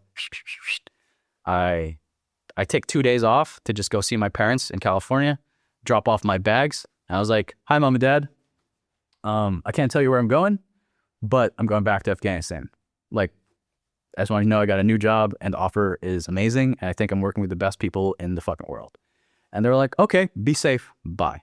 Like, my parents at this point have like chilled the fuck out and like don't care anymore. Cause like, they're like, all right, you survive this, you survive that. Like, little they know, like, it's going into the compound, into community, like a tier 1 organization. And yeah, next step is Fayetteville, North Carolina. So I get to brag. I get onto the compound, and everything's very deliberate there. Like, specific time, specific place. Like, it's all constructed in a manner that you're all set up like. You still have to go through like this weird civilian selection process, but it's all like, yeah, I don't know how else to describe it. Like, it's all iterative. And so everybody shows up, you do a psych eval, you do a weapons qual, and then you meet the green suiters who are who are also in the community, who you are augmented to. And you meet all of the contractors who are all like ex-JSOC guys who are supporting this effort now from the civilian side, because again, it just costs the taxpayer less money to do the contracting side. And I spent like, I want to say I spent 6 hours maybe at most after that test phase. I spent like maybe 6 hours being like, yep, hey, here's all the things you need to know. Give us your CAC. Like, you are now read on to these many programs. Take it back. If you have any problems, here's the single phone number you need to call. His name's Zeus, and Zeus will always help you. And I was like, roger that. Put that in my pocket. Go to Dubai. Like, what the fuck you mean go to Dubai? And it's like, yeah, you get to fly civilian air now. You don't have to wait for Mil Air. It was like, are you kidding me? You know, put my fucking credit card on there, put in my points, hotel, everything's paid for. And I was like, damn, what a life. And you know where I end up? Back at Bagram. I go to Bagram, bro. I'm, in a secure facility of a secure facility of a secure facility, right? This portion of the base is called Camp Alpha. And like, everybody on Bagram, on BAF knows where fucking Camp Alpha is. Like, oh, you're with those guys. And I was like, yeah, I'm with those guys. It's like, white soft or black soft? I'm like, black soft. I'm fucking black soft. So I'm calling up my buddies, like dialing out for my phone number. And I was like waiting. It's like, da-da-da-da-da-da, this is James. James, it's Lito. He's like, what number are you calling from? It's like, I'm on Camp Alpha, bro. He's like, fucking bullshit. He's like, come meet me at the chow hall. He's down the street in Bagram. We're just on different contracts now. It's like, get out for chow. We go out, we meet, and we're just like, what's up, dude? What happened? How did you get here? Da-da-da. I was like, I was at Shank, and then I was at Mez, and I'm here, and like, life is fucking crazy. He's like, are they hiring? They hiring, they're getting memos. Dude, you gotta get like, you have to have this, and this. Like, some pretty high level certifications. You have to meet this particular qual. And you need also pretty high clearance. And so it's like, fuck, I don't got any of those. And I was like, tell me when you do, I'll hook you up, right? As if it was like the easiest thing in the world to do. I get into the community, and I'm there for the next 2 years. I go all around the world to fix comms issues, to learn everything there is to know about C4 ISR, command control compute,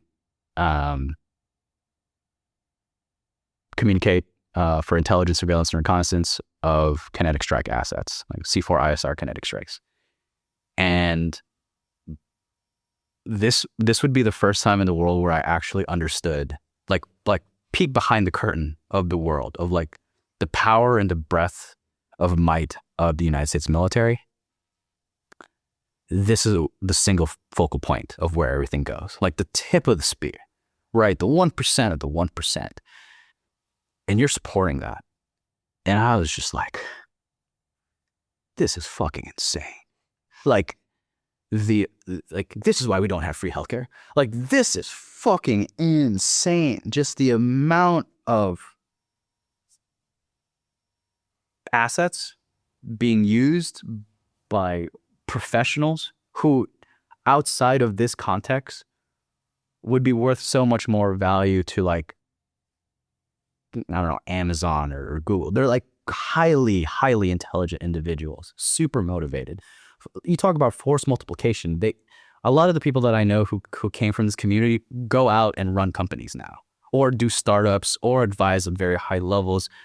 I don't see any of them turning into a failure. Obviously, there's like the whole trauma thing and suicidal ideation and drinking and like all these other things. But if you make it out of that, which a lot of them do, because we have like a very tight network of people, you do have to build that. But these guys go on to do some great freaking things. And like, you know, every time I was in there, they were just like, Lito, how the fuck did you get in here? And I'm like, bro, I don't fucking know. I swear, like, there was definitely a lot of like imposter syndrome going on there. And then I just start killing it for the next 2 years. I do get, you know, put on discipline and punishment here and there, but nobody could question like the intelligence and my capability of operating on the IT side. Did I run through gauntlets of physical training? Absolutely not. I was a fucking IT guy. But for that particular role and that particular job, I killed it. We killed a lot of bad guys. It was morally questionable at the time. It really fucked up my head.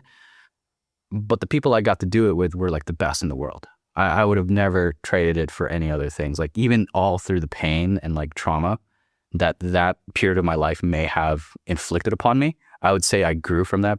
And just the caliber of people there are insane. Like true quiet professionals. We were just killing, man. Like that really fucked me up. Like you have to understand, like from the first 2 deployments, I didn't see any killing. Like I may have had an enabling role, you know, at some point to making the kill chain more impactful, but not really. Like we weren't, it was a lot of support stuff. Like, hey, the EOD guys need their fucking network up and running.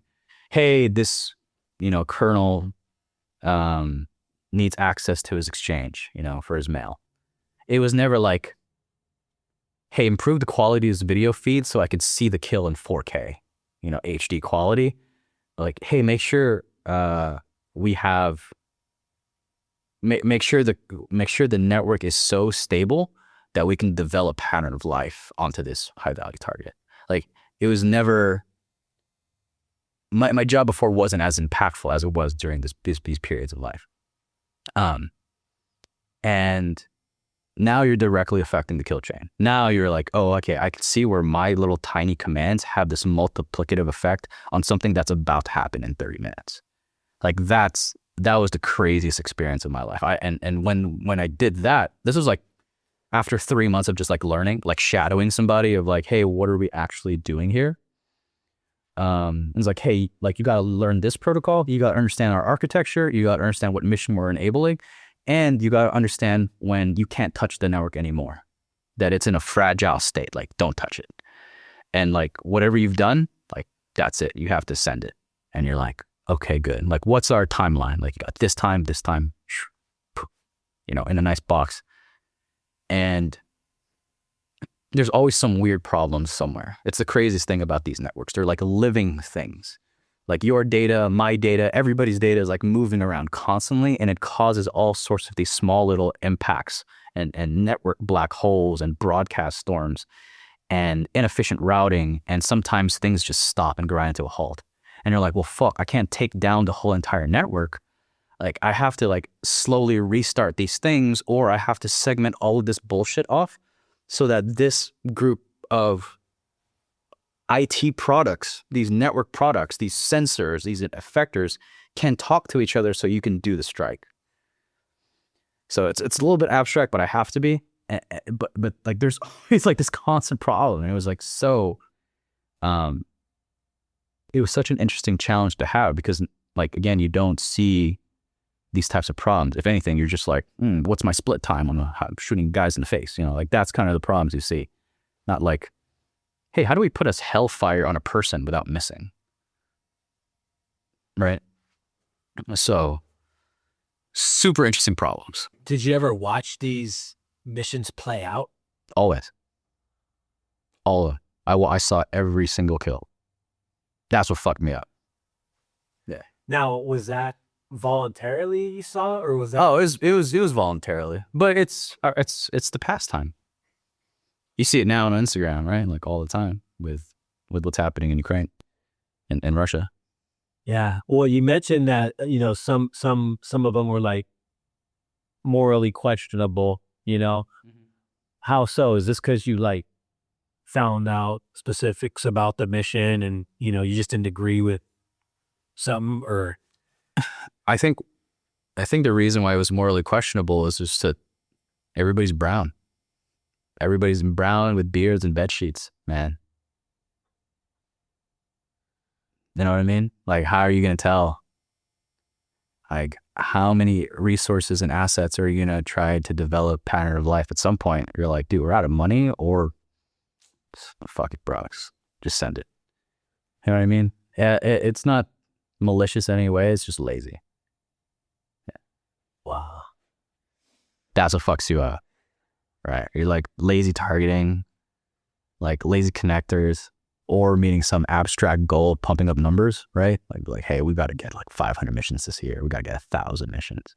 And so you're just going to fucking have at it.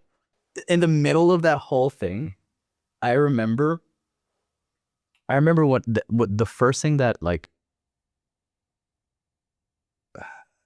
the first thing I could think of, what like I was thinking about these thoughts, was when I first enlisted in the military. Back when I was like 18 years old, and you're in MEPS, and there was this old like crusty starter major who I could hear from the outside of the room, like we were in this little room outside of the room, was like, hey, you got some new recruits that just joined. Can you give them a couple of words of wisdom? And he's like, yeah, no problem. He walks in, really seasoned, real crusty old sergeant major. And he was like, I'm sergeant major such and such. Like, congratulations on joining the U.S. military. Listen, no matter what it is you're doing, whether you're pushing a broom, cooking food, or maintaining a vehicle, you are contributing to the mission of putting warheads on foreheads. Never forget that. And I was like, what the fuck are you talking about? Like, I'm here to get a free education and use my GI Bill, Like, I don't know anything about putting warheads on foreheads. And then fast forward so many years later, here we are. And I was like, that fucking guy was right. He knew things about the world that I didn't comprehend as 18-year-old Lito. Mid-20s Lito, oh, I see. I see the impacts of that decision that I made to enlist. Like, I see how this has morphed into this whole spiral of my life. I didn't want to show up to work anymore. I didn't want to show up to work anymore. That was the thing that like really gave me the impression like I'm burnt out of this. Like, and it wasn't the technical aspects of the job. The technical aspects of the job were like always evolving. And so there's always something to learn, something to optimize, something to do. But the mission that we were supporting, I was just like, what the fuck? Like, it was just too many kills in too many places. Because again, like our job was like to be the Twitch TV of kill TV. Like we handled all of the kills, all of the video feeds. So you see all of it. And you're just like, oh my gosh, this is so heavy, like on my heart, like on my soul. And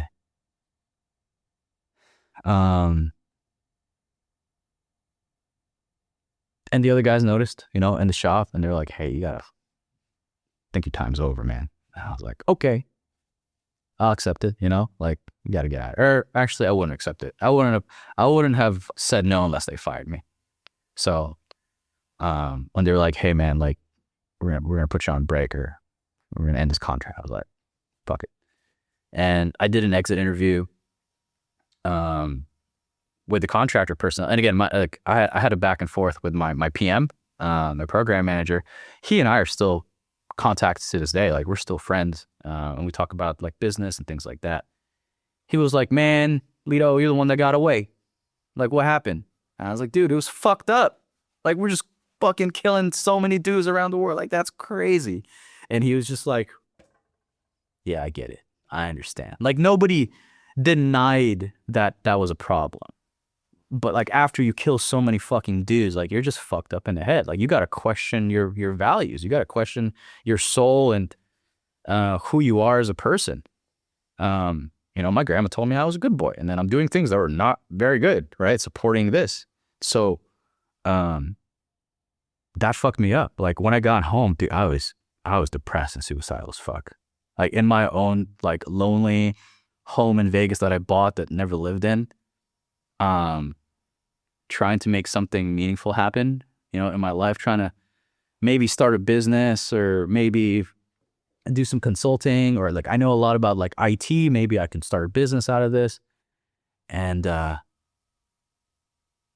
didn't realize I wanted to kill myself so badly with like all these thoughts, and not to mention all the paranoia. Oh my God, the fucking paranoia. Like, after you've been read onto so many programs and you see what like you're capable of doing and you see what the enemy's doing, like, this paranoia just kicks in of like, the bad guys are around the corner and can just fucking kill me.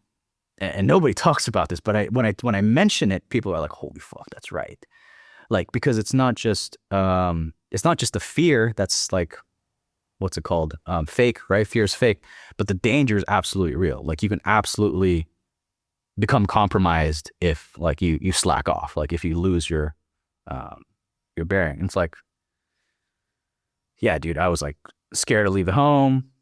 Didn't want to talk to anybody. Nobody can understand. And like, now you're read off, but like, you can't talk to anybody about it. And then everybody else that you know is still read on. So you can't really communicate because there's that boundary. So they're just like, fuck it, I'll figure it out. And then, yeah, worst period of my life, fucking suicide, gun in my head like many, many fucking times, right? Yeah, this sucks. It was a shitty part of my life. But I had some pretty good friends, you know, who were around the area. Like, literally, I took the fire pin out of my Glock, right? Like throw it at them if anybody comes, lead out. Okay. My Ranger buddy, when we were out in Kabul together, he just so happened to move to Creech, like in Vegas, and we were, man, thank God he lives. Jesse Mateos, wherever the fuck you are, good man. Yeah, Mateos and I were in Kabul for 2 months together. And he moved to Vegas, about like 30 minutes away, and we were working together on a couple different projects. And one day I was just like, dude, I'm fucked up. Like, the Russians gonna get me, the Chinese are gonna get me, like all this fucking crazy shit. Like, it happens. Like, you get into this like psychological fucking breakdown. And he was like, okay, buddy, like, I'm gonna come over. Don't shoot me. I was like, okay.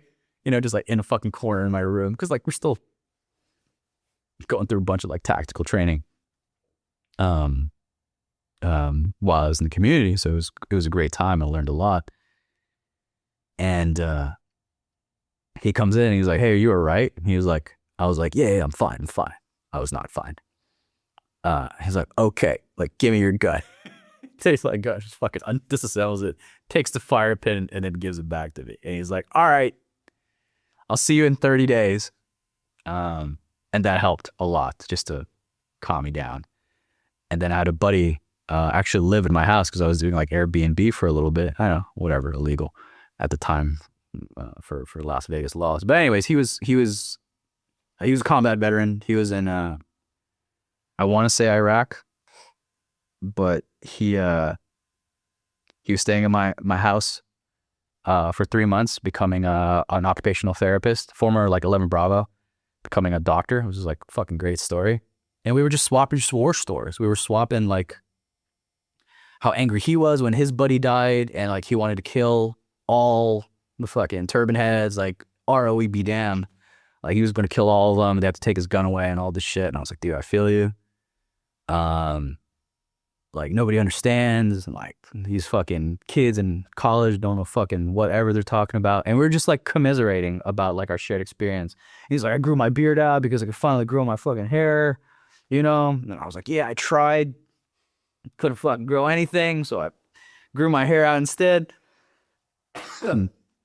And I just cried it out. We just cried it out. And like that was the best form of fucking therapy. You know, it wasn't like SSRIs and shit from the VA. It was just fucking with a bro talking about our feelings and shit. I'm like, cool, cried it out. I'm good now. And yeah, that was how I got out of that.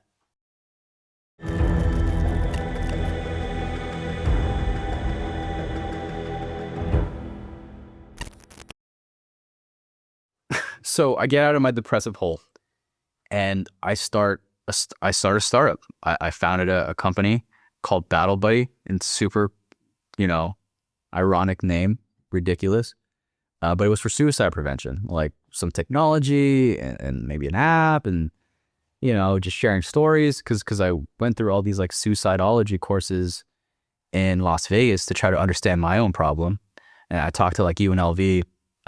University of Nevada, Las Vegas, and they have a veteran office there. I talked to Ross Bryant, who was the director, and they were like, yeah, this is a fucking huge problem. I got 3 suicides this semester, all vets. And I was like, what the fuck is going on? And this is like 2017. Yeah, 2017. Maybe 2016. I don't even remember. But I was like, okay, we can probably solve this fucking problem. I don't know exactly, but I like to try. I'll do some speeches, share my story of how like how it's impacted me, and maybe we can help. You know, I had a couple people who were moonlighting for me to try to help because they realized that this was an issue, and we were just starting small. You know, maybe talk on a hotline, call somebody, or just be present with somebody on the phone, and you know, we're just basically playing therapy. Almost like, hey man, like, how's life going? Da da da. It's like, man, it fucking sucks, blah blah. And like, you still have to like do your questionnaire, which is like, okay, real quick, thank you for sharing. Are you thinking about killing yourself? It's like, yes or no. Okay, how would you do it if you would? Okay, do you have a plan or those tools right now? And you're like, yes, no. And if like it gets all the way down to the bottom, you have to be like, okay, I'm going to come over and help you. Otherwise, it's like, you know, they just needed to vent a lot of that information. That's all it is. They just want to be heard for what it is. And so I listen to a lot of fucking stories, in my view. But I'd like to think, or at least hope, that we've saved a couple of lives throughout that thing. Anyway, we lost a bunch of money in Battle Buddy. I forgot that businesses require money, right? You have to like make a profit.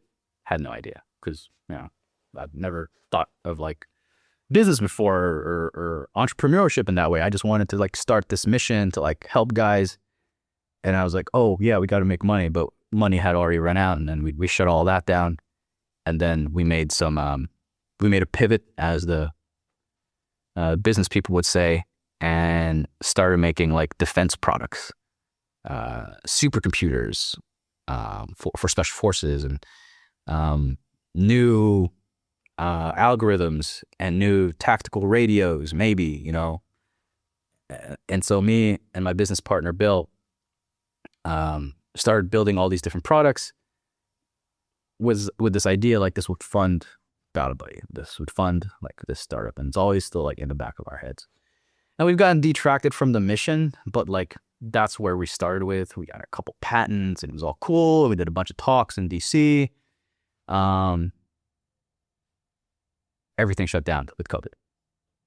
So we're like, fuck, what do we do? I was like, I don't know. Like, let's be productive with our time, at least. I'm like, we got this money from the government. At this point, there's no strings attached because everything is shut down. We have this money from our investors. Let's look for a new business model because COVID shut everything down and we can't get on military bases. You know what we did? We started flying drones because it would be cool, like as a cinematic thing to do. And I had seen like first-person view drones before, like these FPVs flying around. And I thought this was the coolest thing ever. Like, this could be like a new form of entertainment and cinematography, and like, you know, some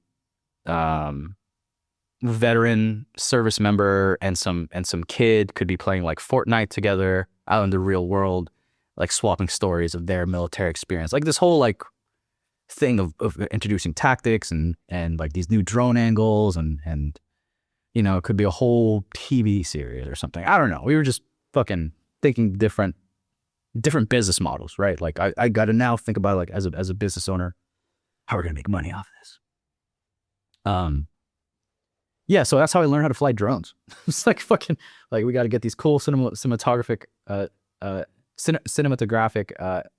camera angles, and we got good at it. We flew some simulators, and we also spent a bunch of money on therapy, which is good. So, you know, professional help for all this stuff. February 2022 rolls around. Russia invades Ukraine. And we're like, what the fuck? Like, right, like on social media being like, why did Russia invade? I see this post on LinkedIn with one of my business associates who like we got connected with over a couple of different events. And he was just like, I'm in Ukraine right now. Here's the situation. And I text him and then I call him. And I was like, hey bro, what's going on out there? And he's like, everything is fucked. Please come here. You're the best commo guy I know.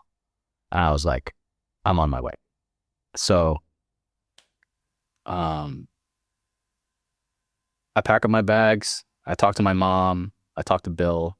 I talk to my therapist, being like, hey, I think I'm going to go to Ukraine. And they're like, why? I'm like, well, a buddy asked me to, and I think it would be really healthy actually for me to put something that's, you know, that I can put my mind to it, and I won't like go kinetic. I just want to understand this vision because there was a call for aid. And they're like, okay, sounds healthy. Like, go ahead. And my mom was like, okay, let's rewrite the will, you know, and like Bill was like, okay, I'll be there once I'm, you know, fully moved in, into my new apartment. I was like, okay. So, it takes a couple of months to get my passport renewed because it was still COVID and it had expired. I go to a bunch of different business events, and then like Soft Week kicks off in April of that year in 2022. I link up with some guys there, and I was like, hey, I'm like about to head to Ukraine. And they're like, holy shit. Okay. Hey, be safe. I was just there too. Talk to this guy, and this guy. And I was like, okay. So I'm like getting prepared to like go to what it looks like a deployment. But it's like non-kinetic. It's not combat in any way. I'm going over there to help my buddy solve the communications issues for his NGO that's providing aid. May 2022, I roll up through Poland. I link up with our Polish contact, and he was like, hey, Lito, nice to meet you. My name's Sasha. Tomorrow you're going to Ukraine in this Fiat Doblo, and you're going to deliver this aid right across the border. And I was like, got it. I go to sleep. I wake up, go across the border. Sasha's with me. We fix the tires. We're approaching the Ukrainian border. He jumps out. I was like, good luck. I was like, where are you going? Right? Like, I'm doing this by myself. Like, I'm just going into Ukraine. Like, now, like, all the thoughts are fucking like, what's on the other side? Is there like fucking bombs and jets immediately over? And what is this Kafkaesque protocol of passport control and customs control? And why do I have to go through borders twice? Like, it's such a confusing bureaucratic process to cross a border. And here's why. It's because you're leaving the European Union and then you're joining and you're going to Ukraine. So you have to like leave the EU and then go into Ukraine. So you have to leave Poland, go to Ukraine, and then on the way back, you also have to go through two sets of borders. So it's like connected to each other. It's so confusing. So you get two stamps in your passport. I get across the border to the Ukrainian side. All my paperwork's fucked up. We spend another 8 hours there at the border. And I'm like, okay, what do I do? Where do I go? I have no data across the other side. I was just given a point and a pin like on a map, which is like 4 hours away from the border.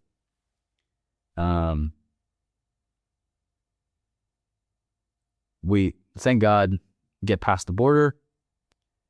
I drive into Ukraine, beautiful summer, fields, beautiful country. Like Ukraine is a beautiful country. My allergies are kicking in to roll up the windows, take allergy pills. And then I make it to my first point of entry, or my first drop-off point, which again is like 4 hours away. At 2100, there's rockets flying above me already on the way out, on the way in. My phone doesn't work, and I don't even know if I'm in the right place.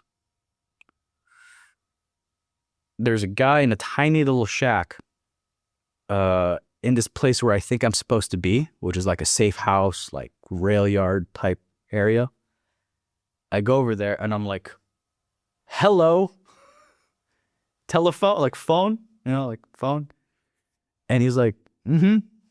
And I was like, look, can I use your phone?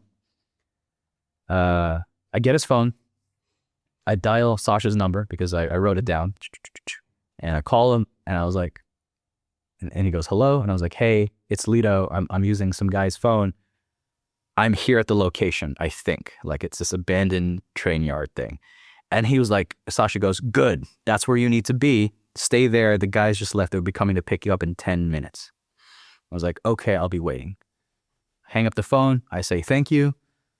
I wait in the car. Some guys come in, and this is where I meet like Valerie and like a couple other people, like in these blacked out cars because, safety, because like it's curfew at this point. Like, they unload my Doblo. They drop everything in and then go, great. Listen, you are coming with us now. We're going to Kharkiv. I'm like, where the fuck is Kharkiv? Kharkiv is on the other side of Ukraine. It's about 16 hours away, and it's about 30 kilometers away from the Russian border. So the city of Kharkiv, like there's intense fighting over there, but that's where aid is needed the most. And I was like, let's fucking go. So like my first op in Ukraine is going to Kharkiv. Like, dude, it was not a safe place to be. We all get in a convoy that night, 9 cars. We're all driving up to Kharkiv, and we're just loaded with like aid. What kind of aid? Water, bread, food, IFAC kits, like just individual first aid kits. And we're just like, we just haul ass. Oh, it's some diesel. So we're just hauling ass over. We get there, and this city is like abandoned. Like, it's dead quiet. It's actually pretty fucking eerie. Like, old Soviet block with just like nobody fucking coming. We roll up, and then like all these people kind of come out from the shadows and they just start like picking up food, picking up this. And they're like, hey, hold on, you can't take that. You have to go somewhere else. We start convoying around. All these roads are blocked off, and we get the local military to come help us, like navigate us through these city blocks. This guy shows up. He's from SSO. SSO is like Special Operations Forces of Ukraine. He's like, hey, like you can't go this way. You got to go this way. Can't go this way. You got to go this way. And then eventually he's like, fuck it, I'm just going to lead you guys. So he joins our convo and leads us like all around these blocks. And like, hey, this is where people need aid most. We drop off. I'm in like civilian clothes with body armor. All these other people are like have body armor on too, but because we're just like, what the fuck is going to happen? We drop off the aid. You got all these Ukrainians that come out of the woodwork who are just like in their own language. The SSO guy translates for me. He's like, they're saying thank you. Like, they're saying, we thought you forgot about us. We thought like the world forgot about us. And like, thank you for helping us. And I was like, I just got thanked for my service. Like, I'm, like, this is freaking great. We're kind of like chilling for a little bit, just like after dropping off some food, being like, okay, hey, this is a good run. Where to next? And then boom, boom, boom. And then you hear all this artillery taking off around us. And we're like, we need to get the fuck out of here. Cause like, we were pretty close. It was only a kilometer away from the front lines, which at that time was like, okay, now that's a death sentence because there's drones everywhere. But at the time, there wasn't so many drones. It was just artillery. We get the fuck out of there. The same road that we came back, you can see new fucking holes with like smoke and heat like rising out of it, and we're just like, holy fuck. And like we get out of there, we go further away from the flot into a safe zone, and we're like, hey, good shit, guys. SSO guy leaves, we start making our way back to Kyiv. At this point, we're fucking exhausted. That was like 48 hours. We're all dead tired. I'm trying to figure out where to take a shit without being disrespectful. Like, can I just go out back here? And they're like, fuck, anywhere you want. I'm like, okay, just, don't know. And that was my first few days in Ukraine. I started doing this job for like 6 weeks total. And I get connected to a bunch of different guys. Just for me, it was more like a site survey, asking the Ukrainians, what the hell is going on? I'm like, what is Russia doing to you guys? It's like, I mean, they've kind of been like harassing us for years, ever since the fall of the Soviet Union. And like they annexed Crimea, they attacked Georgia, and they just constantly lie. Like an animal farm, the Orwellian book. And I was like, that sucks. And they're like, yeah, like don't believe anything they say, just like use your own eyes and ears. And so that's what I do for the next 6 weeks, like after this initial incursion, is figure out the truth. At some point, people find out like, hey, Lito, what's your background? What do you want to do? And everything. And I was like, yeah, I actually used to work, with the military and do comms for them. And they're like, dude, why are you doing logistics for us? Like running around in this dobro. Like, go fight the war. And they're like, oh, really? Like, should I do that? And they're like, yeah. Like, we would really, really appreciate it. Like, do you see like these grandmas like dying right now? Like, they're asking for help. Like, the president of this country is also asking for help. Like him or hate him, whatever. Like, he's humbled himself enough to being like, hey, we're fucked up. We need assistance. And I was like, okay, where do I start? And you go like, I'm going to connect you with this team of former operators from like all around the world. I like them. They're great. And, go check them out. I was like, okay, sure. They're out in Kharkiv. And by this point, I'm already getting like sussing people out, because like a lot of people are claiming that there's something, because there's a lot of fighters that came in who say there's something that they weren't. And I've been catfished. I've been operator catfished multiple times. So like, hey, these guys are good. Trust us.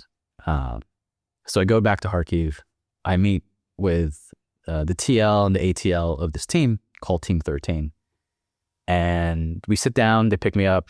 We sit down at the office, at their little safe house, and they're like, all right, Lito, what do you want to do? I was like, well, I don't want to be a shooter. Like, I don't want to go out on a mission at all. I'm going to sit in the back here, fix up your comms room because it's a mess. I'll build you a tactical operations center, and I'll get the Xbox set up. And they're like, that's the perfect answer. He's like, we have so many shooters that have come in, like, we don't need any more. We need support personnel to like deal with all of our commo issues and Blue Force tracking and intel collection, organizing all of this stuff. And I was like, easy day. I get on contract, sign my contract in July 4th of 2022. And I rip off the humanitarian aid stickers from my car, and I'm back to Kharkiv to do military work. And it was this long conscious decision of like trying to figure out like if this is the right thing to do. Like, can I fully bring my person into this with everything that I know, because I want to be able to make sure I made the right decision. And I feel like I did. In that first week, we fix all of our comms issues.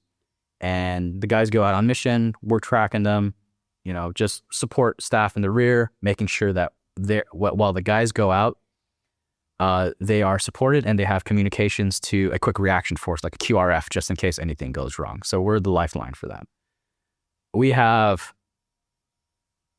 a former 18 Echo, 18 Delta, Marine Corps officer, Estonian SOF, Latvian infantry, UK sniper, YPG medic, and YPG saboteur, like from the Peshmerga in Iraq, working with the Kurds, a Finnish autistic intel cell, a former intel guy, and then myself. Like it's what like NATO wishes they were in this team.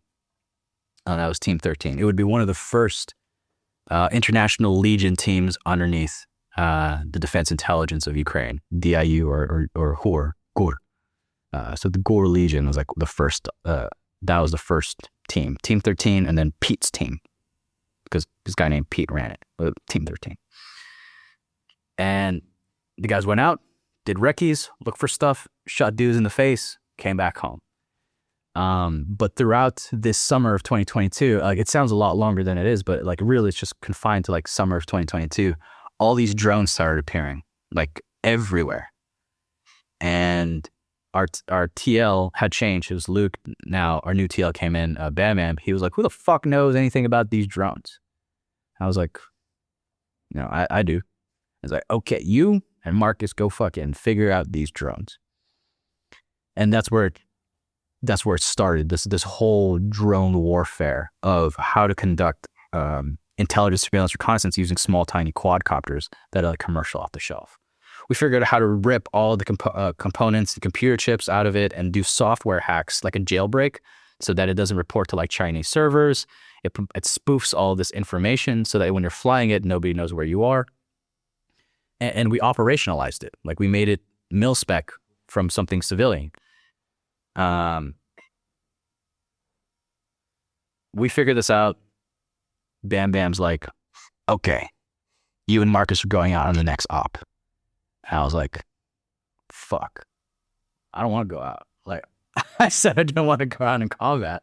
And they're like, all right, like Lito, figure out the new TTPs for these drones. And out of a state of survival, I do. I'm like, I'm going to make new TTPs, tools, tactics, and procedures for us to follow while we're out there fucking doing a deep recce with these drones. So we call it a drone recce or a drecce. I came up with this term drecce of getting 6 guys, maybe 7. You have your point man, navigator, team leader, 2 drone guys, and rear security or your medic in a patrol with decent or adequate spacing. And then you'd have 4 corner security when the guys find a suitable flying point to take off from. So like, it just made sense. And the reason why is because when you turn on the drone, it makes a super loud beep, and we couldn't figure out how to like remove that. It goes beep, beep, beep, beep. And then so when you're deep in the forest, like sneaking around, super quiet, and then you have to establish this presence and you're talking like in a whisper, as soon as the drone goes in the air, everybody knows you're fucking there. So you just have to like, boop, boop, boop, boop, guns up, everybody. And it's like the most stress-inducing feeling because now like I'm holding the drone up like this because the floor of the forest has all these leaves. So it has to take off from your hand. Marcus is flying it and then we take off. There's a couple TTPs in there that we don't talk about for security reasons, but that's kind of what the catch and release is at this point. But again, at that point, everybody knows where the fuck you are. And where we're at in this gray zone is like our friendly artillery from the Ukrainians is going over us, and the Russians are artillery is going over us too. So we're in this like gray zone right now. Russian saboteur groups are coming in, friendly saboteur groups are going out. Like, and everybody's camouflage is super good. So like it's super hard to see anybody. So you're trying your best to like stay alive while you're in this super vulnerable position. We figure this out. The TTPs are fucking great. We survive. Thank God. Like, that's why I'm still here. And we just start to codify this. Like, we make this as a standard for like everybody to do. And then my job as the commo guy going up into the chain is standardize it for all the teams. So everybody is on the same page of how things are supposed to be done. That was like the first year of the war before the counteroffensive in Kharkiv. So one of the biggest operations in Ukraine that kind of pushed back the Russians was the Kharkiv counteroffensive back in 2022, late 2022. We took part of that, but what essentially happened is we found a vulnerability in the front lines, and there was a blitzkrieg going through and taking a large swath of territory back. For a lot of people who may have read about this on like Institute of Study of War or all these other people, it looks like it was like some super complex maneuver, well orchestrated into a perfect symphony of military strategic genius. It wasn't anything like that. It was just like the right place at the right time with the right people. Like it just coincidentally created this perfect storm. A lot of the guys independently in Ukraine have figured out how to do these reconnaissance missions with these quadcopters. So there's always constant surveillance now of the front lines.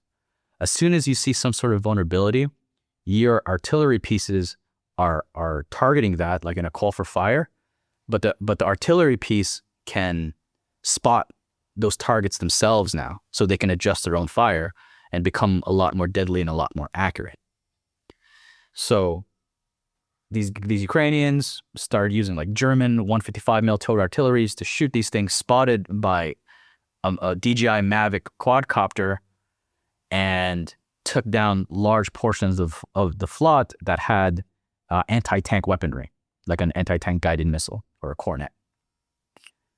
When that happened, we had all of these other infantry assets, infantry fighting vehicles, tanks, etc., that were staged trying to take over Enerhodar, the Zaporizhzhia nuclear power plant. That operation failed because they like did an airborne assault into it. All the airborne guys died, and then because they died, they like stopped the op here.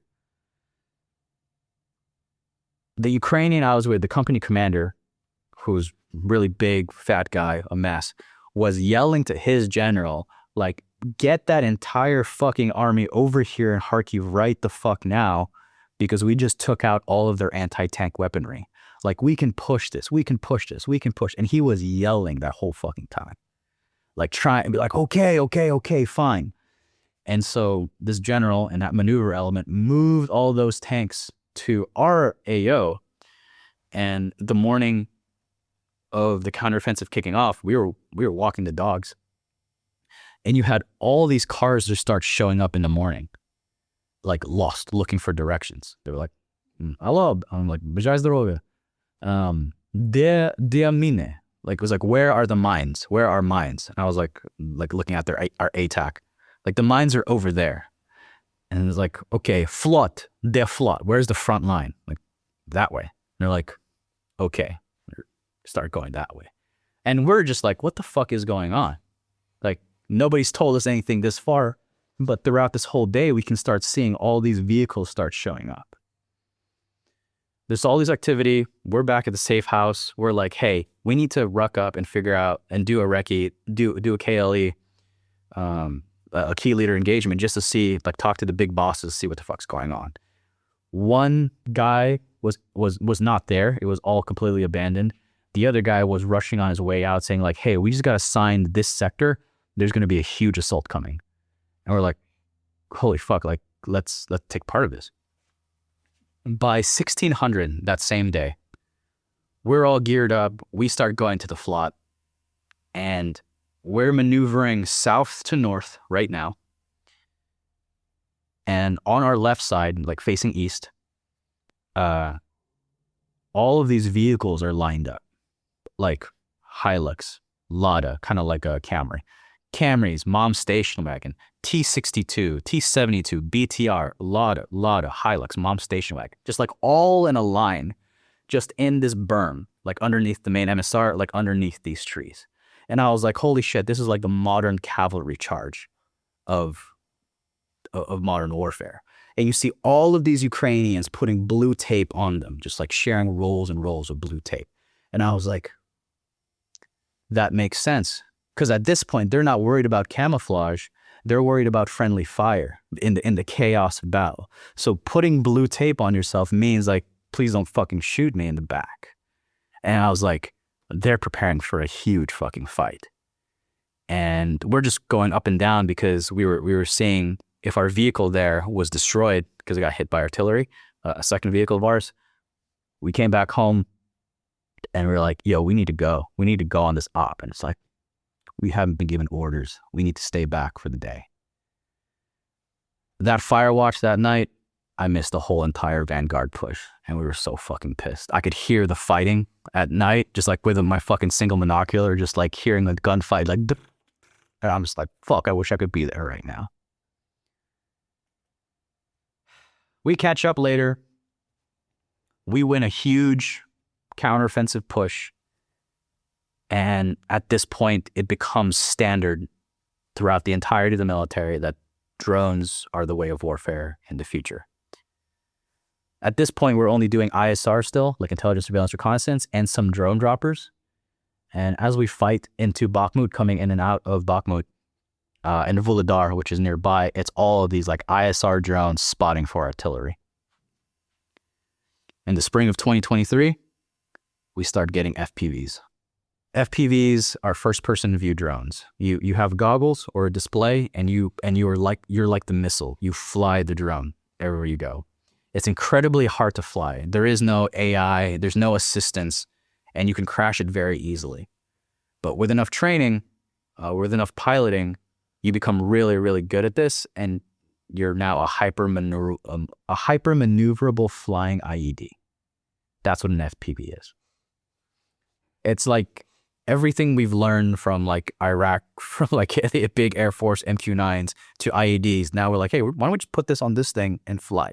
Yeah. It's all the shit that everybody's watching on Twitter, on Instagram is mostly FPVs. And it's a human piloting it. There's no AI, there's none of that bullshit. It's just all human skill, baby. This is what I teach now, by the way, to a bunch of special forces guys. Because we just have so much practical experience and knowledge. But summer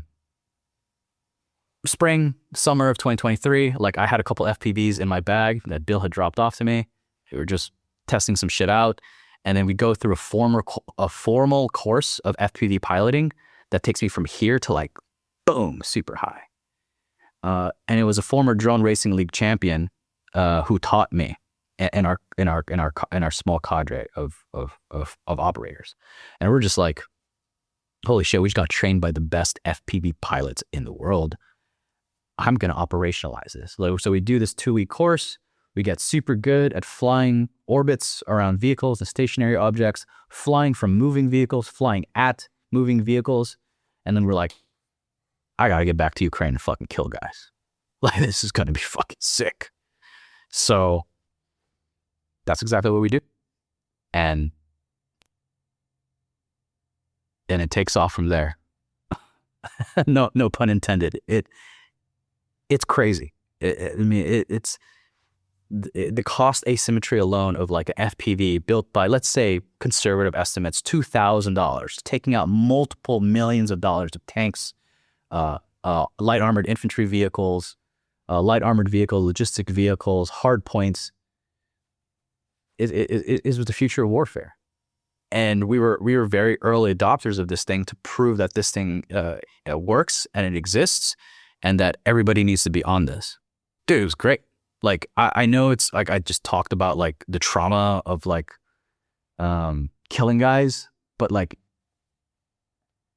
the trauma wasn't the killing or the professionalism of standardizing this whole thing, of this killing machine.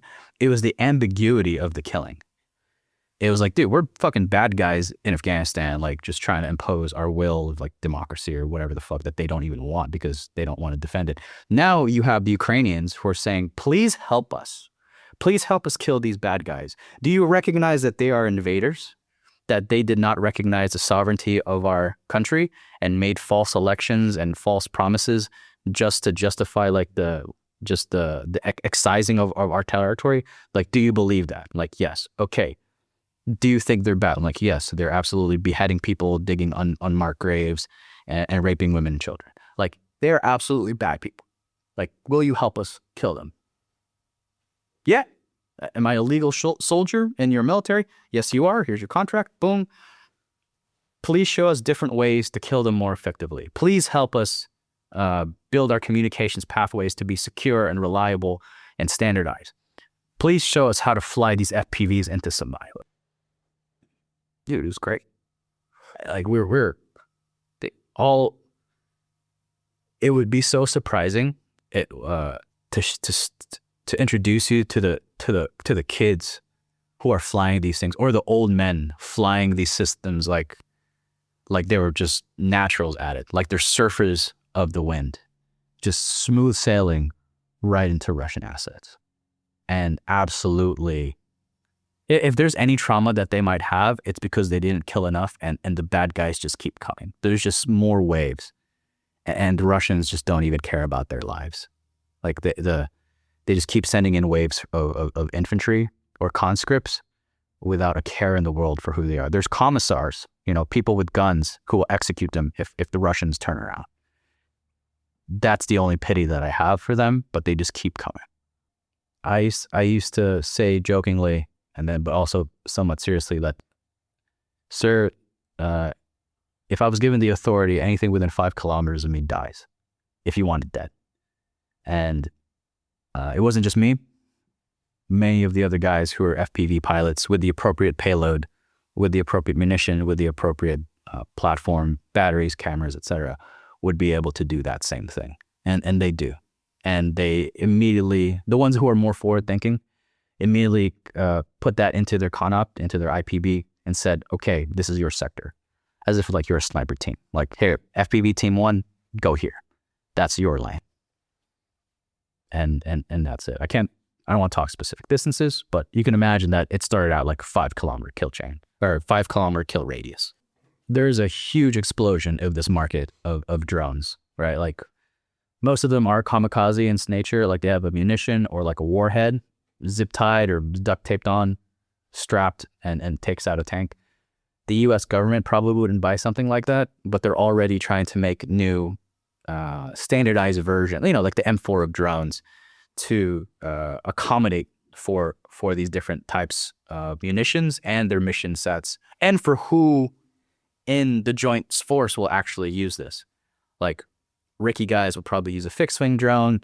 Special operation guys will probably use like a CQB style aerial drone, and the infantry would probably use like a UGV, like a ground tracked drone with like a Modus on top of it, or a Mark 19, something like that, which we're already using in Ukraine. Yeah, 100 years of war, and it turns out the best thing to do is get the Modus closer to the enemy.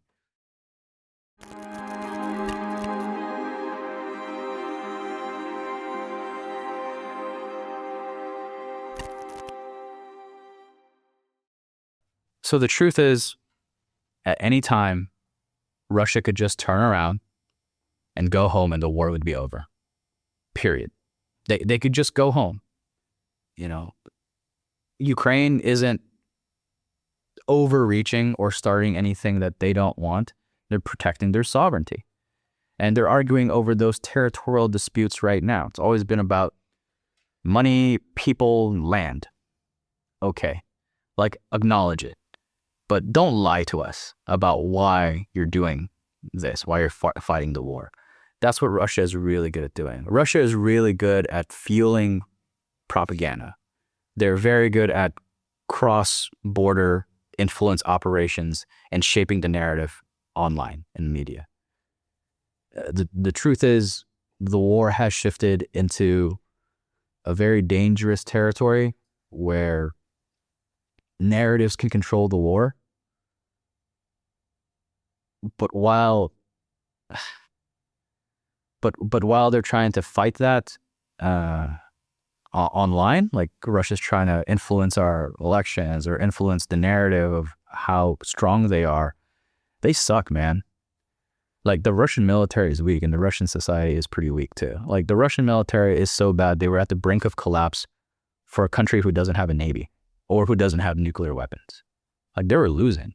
Like, how can you claim that this is a special military operation and that you're being successful at it if it's been the 4th year of this war? Like, you guys suck. Like you see what we did with Maduro? Like, oh, dude, 3 hours. We didn't take us 3 days or 3 years, 3 fucking hours. That's real military might. Okay? Like, that's the power of America. And I think Russia is built on a web of lies, and uncovering all of that, dude, it's rotten all the way down. My personal opinion. I think all the other fighters who've been there to Ukraine can see what the Ukrainians are fighting for, which again isn't like, hey, we want to take over Moscow. I was like, no, we want our own territory. Leave us alone. We didn't ask for this. That's the truth. The other truth is, Ukraine is producing some of the best drones in the world. They are producing some of the best counter drone systems and offensive drone systems because they're battle hardened and battle tested. Any of these huge, expensive drones from Anduril or Aero Environment and the cost of tens of thousands, like the FPV drone that Anduril produces, like $65,000 each to start. Our drones are like $600. And so you have to think in your head, like, this drone is super expensive and doesn't work. This drone is super cheap and it does work. Why are we having to buy this? And you realize it's like this manipulation of government markets. It's these government contracts that are negotiated levels way, way, way above us, that you and I aren't in the room for at the Pentagon, that aren't getting a board seat at Anduril as a VP of operations or something because we passed them along this contract deal.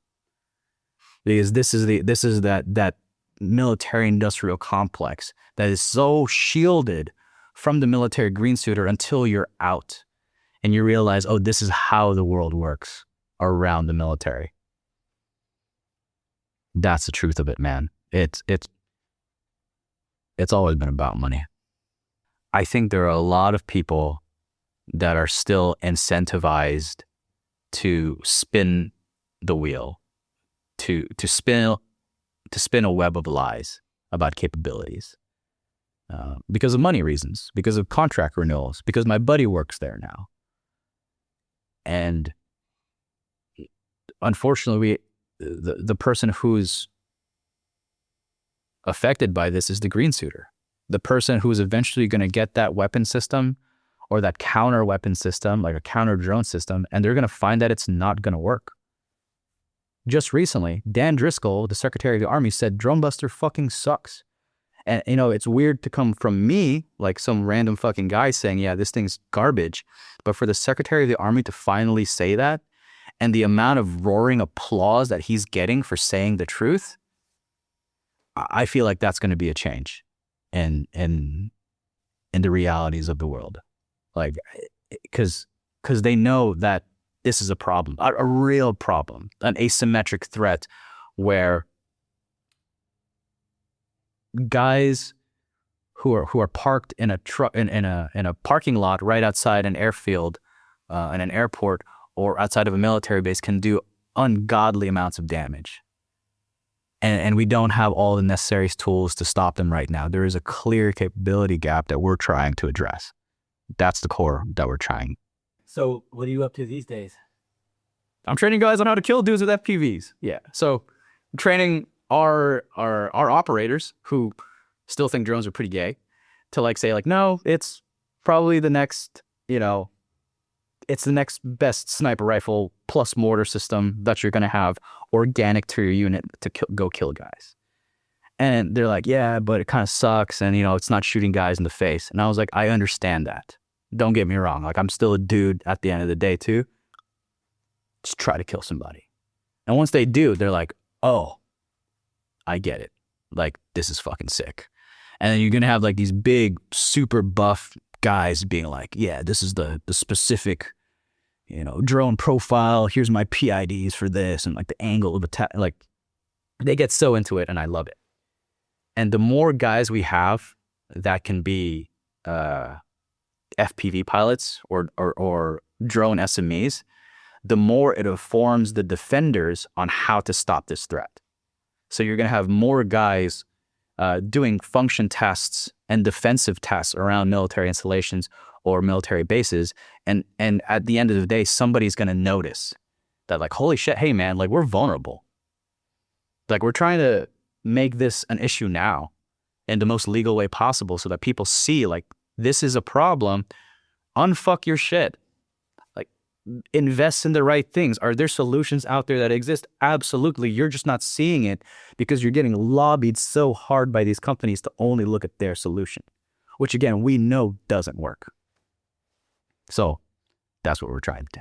It's been an honor, man. I this is a fucking rad episode, man. I enjoyed learning about this, man. So I appreciate you coming and sitting with me, Bill. Oh, dude, it's my pleasure. Like it's a message that people need to hear of the realities of of drones, of modern warfare, of contracts, of global soft, and the realities of what's going on in Ukraine.